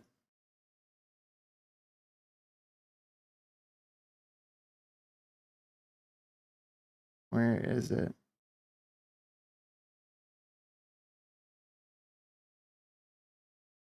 I don't remember. Do you while you're swimming in a river? Look at this. They might remove one of your organs from your body, Really? or just pull you under until you drown. The Japanese have always told their children who live in these remote areas to stay away from the rivers and lakes, as the kapa could get you. And if they did, there's a good chance that nobody would ever see you again. And these children would be terrified. It's a wild creature. One interesting encounter happened in a remote village in Japan when one day a dad noticed that his 10-year-old son was acting strange, like he was stressed out or something. So he asked his son if he was okay, and his dad wasn't prepared for what his son was about to say. He said that while he was playing down by the river, he saw an odd-looking creature that was naked. This creature had green skin, it was large, it had sad-looking eyes with the face of a frog, and it was standing a frog, eh? on a rock by the river. And when it noticed that the boy saw it, it jumped back in the river and disappeared beneath the water. He wasn't one to make up tall tales, as he could hear the dad believed it was standing on a rock by the river, and when it noticed that the boy saw it, it jumped back in the river and disappeared beneath the water. Now the dad believed that his son must have saw something that he had never seen before, as he could hear the excitement and fear in his voice, and his son wasn't one to make up tall tales. So curious, the dad went down to the river to go check this out and to see if anyone was playing a prank on him. But when he got to the river, there was nobody there. But he did notice that the rock where his son said this creature was standing was wet, so someone or something was recently swimming here. Something was recently swimming. See this rock right here? What if some rocks are just salamanders? This creature was standing was wet, so someone or something was recently swimming here. Then the following weekend, the father went back to this river to do just joking, guys. Some fishing, as he did quite often. It was a beautiful sunny day, and he caught a lot of fish. Ooh. And after a couple hours or so, he decided to go to another spot that was not that far away. But he had to leave his bucket that was filled with fish, as this wasn't an easy walk. He had to climb over a bunch of rocks. And while he was fishing in this other spot, enjoying the beautiful scenery, he heard a sound like a man or a child clearing their throat. Then he heard a croaking sound like a frog would make, and this sound was coming from where he just left, so curious he decided to go check it out. He also realized that whoever this was might be trying to steal his fish from his bucket, and while he was climbing down the rocks, he saw something coming out of the river, and he could not believe what he was seeing. He saw a creature that was about the size of a 10-year-old slowly coming out of the water, walking on its 2 legs. Prank gone wrong? It had green skin, a little pot belly with a shell like a turtle on its back. It also had the face of a frog. Sounds like a turtle. It kind of looked like it sounds like a soft-shelled turtle. Like a mix between a turtle and a human child. And once it got out of the water, it stared right at him, then it croaked. And this croak sounded like it was a warning not to croak. Okay, now it sounds more amphibious. Come any further. Then it walked up to the bucket, grabbed a fish, ate it, then looked back, croaked again, ate one more fish, then vanished back into the river. That's a lot of communication. Now at first this man could not believe what he actually saw, but he soon realized that he must have just came face to face with a kappa. Now this creature is one of the most famous cryptids in all of Japan, but I couldn't find that many sightings about them other than this article here that was posted by Mysterious Universe. But since this creature is from Japan, I'm sure there are a ton of sightings out there, but us who live in the West have yet to hear about them, as they've just never been translated. Now I did find a segment about this creature on an episode of Ancient Aliens, and in that episode it stated that we might have proof that this creature does exist, or at least did exist at one time. In a monastery, there is a strange webbed hand and webbed foot on display that was found in 1818, and many of the locals believe that these bones are from this magical entity. Now even in this day and age, there are still signs posted outside lakes and rivers warning people about the kappa. At the historic Byakanojo Shimazu residence, the mummified remains of a sea animal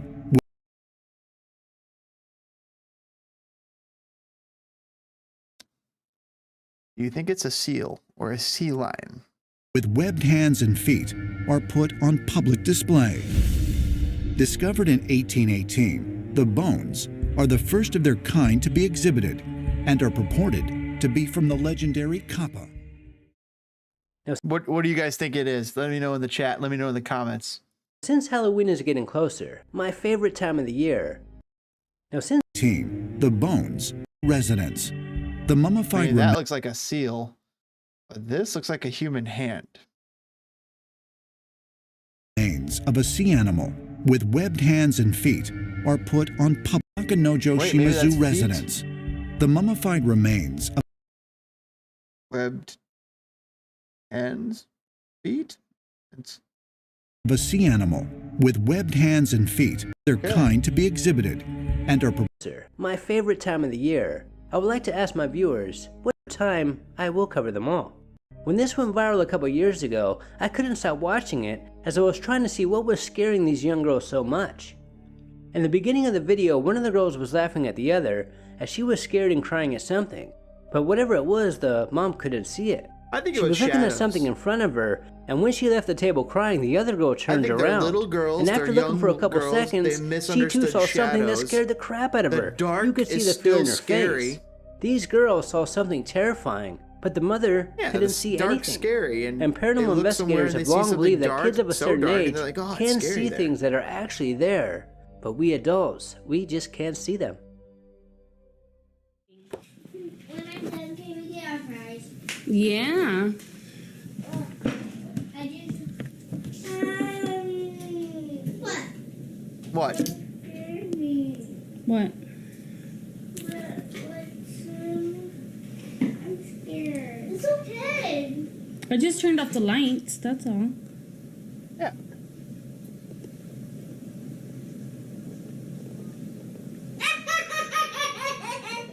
Who was that? I'm scared. You're trying to scare her, make her. What are you doing? She still doesn't like Oh, it. what, Nanny? Look at me. What are you scared of? The fish? Oh, the Yeah. fish died. What? Angel's sleeping already. It's raining, girls. What? What are you doing? Oh, what, Nanny? Look at me. What are you scared of?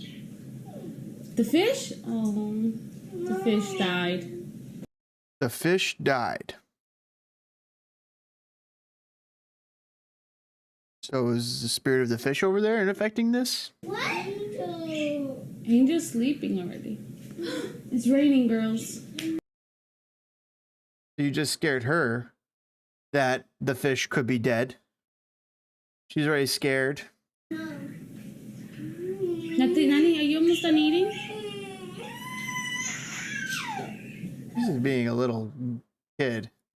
She's not happy about being around this place she doesn't like.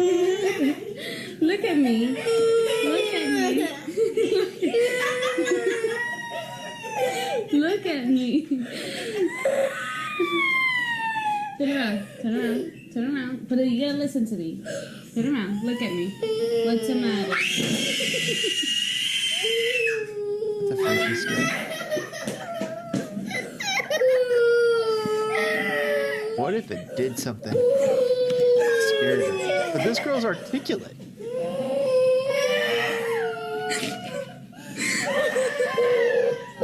Or she saw the fish.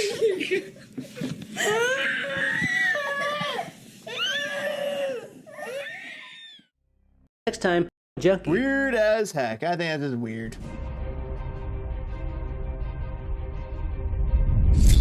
All right, last topic of the evening. Thanks for hanging out, everybody. Fun Wednesday night stream. Documented sightings, if not thousands of Best years. soccer stream on on YouTube. Every native tribe that lived within this area believed that this lake was home to a monster. The first Europeans that lived here, well, they claimed the same thing. One of the first documented sightings happened to a French explorer. He wrote in his journal that he saw a monstrous snake-like creature that moved like a caterpillar before disappearing back into the depths of the lake. A giant snake-like creature that moves like a caterpillar. Sounds like a giant amphibian. Some sort of giant type of salamander. I mean, look at the hook-like monster. Now, this thing might be fake. The Hook Island monster. This thing might be fake, but if it's not,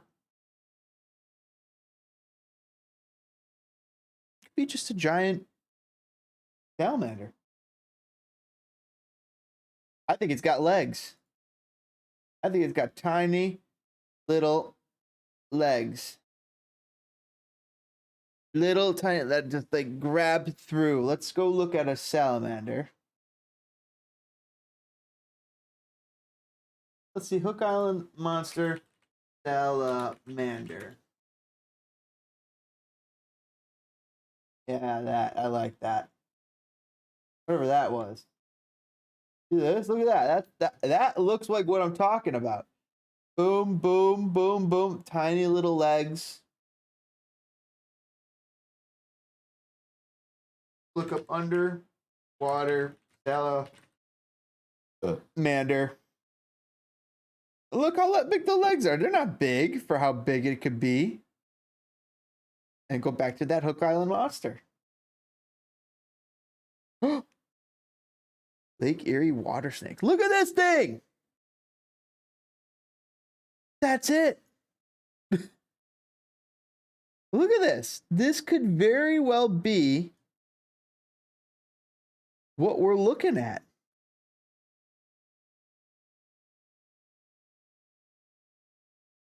Three of these Kelly Island salamanders, all shaped different.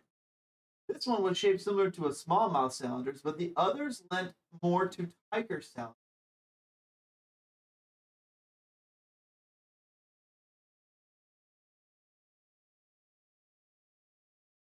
Really cool snakes. And that is really cool. All right, let's go find a tiger salamander.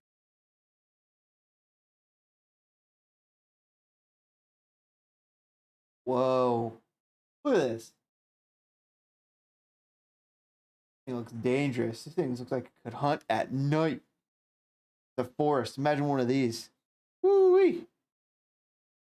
This goes like a giant one just sitting inside of the a giant swamp you don't know about. Now, let's go back to what it was saying. They act which is smallmouth salamander, so let's go to that. Look at this. This could be the Hook Island monster if there's a water version. Lives underneath the water. Tiny little legs. But it's an ocean version. Can you imagine that? That's what I think the Hook Island monster is. Hello, Mrs. Spitfire? All right, we'll be shutting it down here in the next 7 to 8 minutes. Then in 1805, four fishermen saw what they thought was an overturned rowboat just bobbing up and down on the water. And as they got closer, they realized that this was not a rowboat, but only part of a huge snake-like creature with very large eyes. And they estimated that this snake was 150 feet long. Now, most cryptozoologists believe that it's possible that these fishermen saw some sort of unknown serpent, but maybe it's possible there was a native anaconda that was huge and had the right conditions. Very doubtful. I don't know how it would survive winters in Lake Ontario, but look at this creature. Maybe they over-exaggerated the size, considering that the largest known snake to ever live on this planet that's Titan boa, so that's not what they're trying to say it is. Is only estimated to be 40 to 50 feet long. Exactly, Titanoboa. The next sighting happened in 1817 when the ship crew claimed that they saw a huge dark-colored monster in the water. And they estimated it to be about 40 foot long and 1 foot wide, which is a lot smaller than the previous sighting, but still huge. And the natives did say that this lake was home to many sea monsters. And that makes perfect sense, because if this is an actual living, breathing animal, then it would need maybe a big old sturgeon, a good population of them in order to survive. There was another mass sighting, an amazing claim in 1833 by a steamer crew while they were in Kingston Harbor. They estimated that the creature they saw was 175 feet long, and the captain even stated that it looked like an earthworm with no observable face.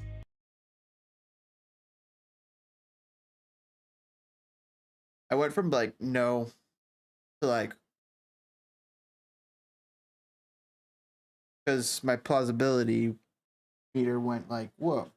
That's claiming it's like some dragon. He's saying it's like a giant earthworm. It seemed too big for existence. It's possible. Maybe he had some outlier conditions. Then in 1867, but in cold weather, it doesn't seem as likely. It seems more likely in warm weather conditions, right? a local newspaper put in an article that read, "Another report of the appearance of the great snake or water monster in Lake Ontario has reached us. We have it from reliable citizens who reside on the lake shore in Pyromaniacs." What would look like that? Maybe a snake. New York. Just as the sun was setting, this monster was seen in the water close to shore. A drove of cattle were drinking the water when the huge monster was seen as it raised its head above the water and started to approach the shore where the cattle were drinking, intending have they never seen a crocodile or an alligator before? No doubt to take an evening meal of fresh beef. The noise made by the animal as it came into shallow water frightened the cattle, and they ran back in great fright. Then Why would it make noise if it was an alligator? Just approach. An hour later, the same drove of cattle sought to drink at a place 50 rods west of the spot where they first were, and yet again they were scared away by this monstrous snake. The occurrence drew to the beach several persons and caused a great sensation. Now this is an amazing claim, as how big would a snake or any animal have to be in order to see cattle as dinner? They'd have to be pretty big, and they'd also have to see humans as dinner as well. Then in 1877, another You're killing this thing if this thing sees cows as dinner. When a steamship saw a huge creature, but they said that it had small legs and a tail. Another sighting claimed that it had the mouth of a crocodile, and many others stated that it had huge eyes. One of the most bizarre claims So it wasn't. It was like a weird creature. happened in 1931 when two doctors were out in the lake. Maybe it was some sort of type of dragon that got accidentally imported and let go. Another sighting claimed that it had the mouth of a crocodile, and many others stated that it had huge eyes. One of the most bizarre claims happened in 1931 when two doctors were out in the lake. When they saw a creature they claimed was 230 feet long, had one eye, and had two antler-like horns on his head. Very similar to Native American legends. Really? Similar to Native American legends, they have this thing that's just way too long for, a giant bug, maybe? Similar to Native American legends.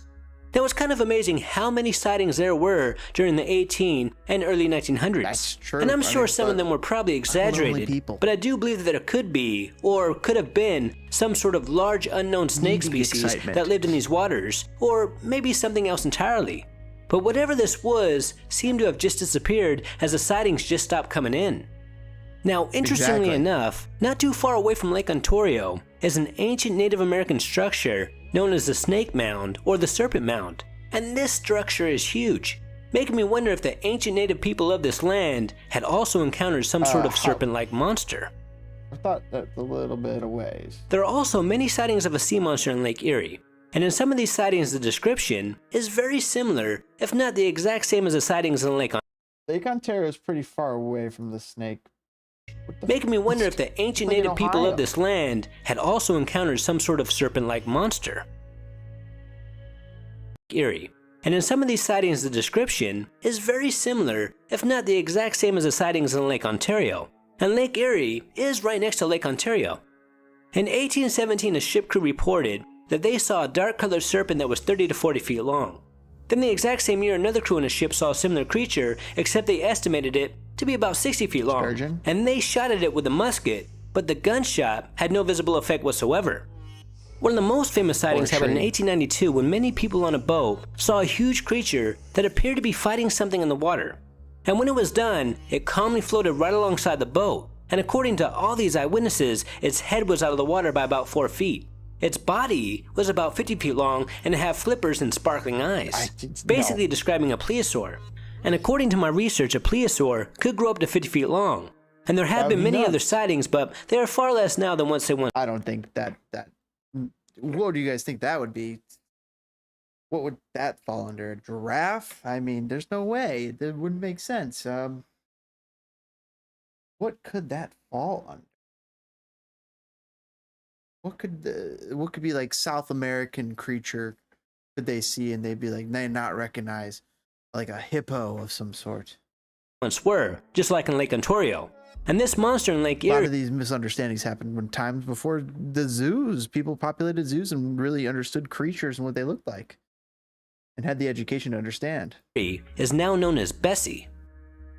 Now, it would seem that there are two different types of monsters in both Lake Ontario. Well, to me, it seems more likely that these are real creatures that just been misplaced or mistaken identity. And Lake Erie. One that seems to be just a huge snake, longer than anything we have on record, and the other that resembles a plesiosaur. And the sightings have definitely reduced greatly compared to the 19th and early 20th century. This one kind of looks like a duck, and maybe it's because of those little claws there. In other news, a couple of weeks ago, a boat captain in Loch Ness was taking a group of tourists for a boat ride on the loch. That because this huge creature was moving like a fish, up to 9 feet long. But that is still the Whale's catfish. Interesting sighting or so. The biggest known fish is the Whale's catfish. And they've gotten big as a school bus, a small school bus, but bigger than. They've found some of those like in just ponds in Alabama, and imagine those in saltier conditions or in conditions that they could be more that they could thrive in and eat a lot bigger stuff. And they are huge, and they can grow up to 9 feet long and become almost apex predators in their small little biomes. But that is still a lot smaller than the especially if there's limited predators. Sonar hit. The other possibility is a sturgeon. Sturgeon can grow to monster sizes. The biggest one ever caught was 27 feet long in a river in Russia. 27-foot long sturgeon, that is nuts. And there was another one caught in 1827 that was 24 feet long. That 1000% explains so many sightings. 27-foot long sturgeon right there. But there has never been a sturgeon caught in Loch Ness. There is a claim that one was caught in the River Garry, and the River Garry is connected to the loch, but according to my research, this claim has never been proven. So it does make us wonder, what was this creature that was under Mike's boat? And could it be proof that the Loch Ness monster, making it hard for many to believe these eyewitness accounts? But there are cases out there where the eyewitness does get some possible evidence, in a suit. Is the sea surfing a fact? In 1959, in this video, this real fast, as I was reminded of this while making this video, and they were just so shocked by what the snake was about. Was so big that they wanted to get another look, so they flew the helicopter back around. Supposedly real. To me, it kind of looks like I don't know if they like somehow faked the size of the ground, but with the tiny little snake. But they say that snake is huge. And the colonel estimated that this snake was about 50 feet long. 50 feet He stated that he felt like if he was flying any lower, the snake would have attacked the helicopter. How do we know those are trees and this isn't just some helicopter? And they were just so shocked by what they were looking at, so they took a picture. That's what I have a hard time. And allegedly, the CIA even analyzed lower the snake would have attacked the helicopter. And they were just so shocked by what they were looking at, so they took a picture. And allegedly, the CIA even analyzed a photo, and they estimated that this snake was not 50 feet long, but 175 to 200 feet long. How could they come up with that? That's absolutely ludicrous. And if that's true, that makes you think more so that it's a miniature, and that's a smaller snake. Now, there are a lot of websites out there claiming that this is nothing more than a hoax, but they still can't prove it. Even Bill's channel looked into this, and they couldn't prove it was a hoax either. Now, there's no doubt in my mind that the pilot believes that he saw something that just shouldn't exist. That would be true. Could be true. And I would say the snake I saw there was close to 50 foot. Close to 50 feet. I don't know, you say 50 foot or 50 feet? I don't know if this is what a liar does, but it might be. But very close to, certainly. This is one of those. It was very close to 50. Doesn't have to say with any certainty, but, you know. Rare cases where we have an expert witness and an excellent photograph. Analysis of the ground features suggests that this animal It's true, he's a freaking military guy, though. 40 feet long. Why would he make this up? Who knows? Until next time, this is Paranormal Junkie. And he snapped more than one picture. That's what's weird as well.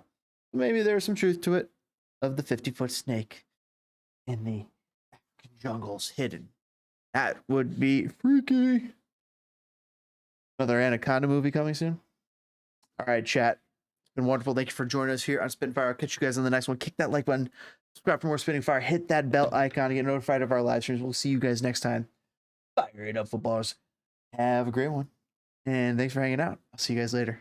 Thanks for everybody stopping by in the live chat and watching after the fact. Later.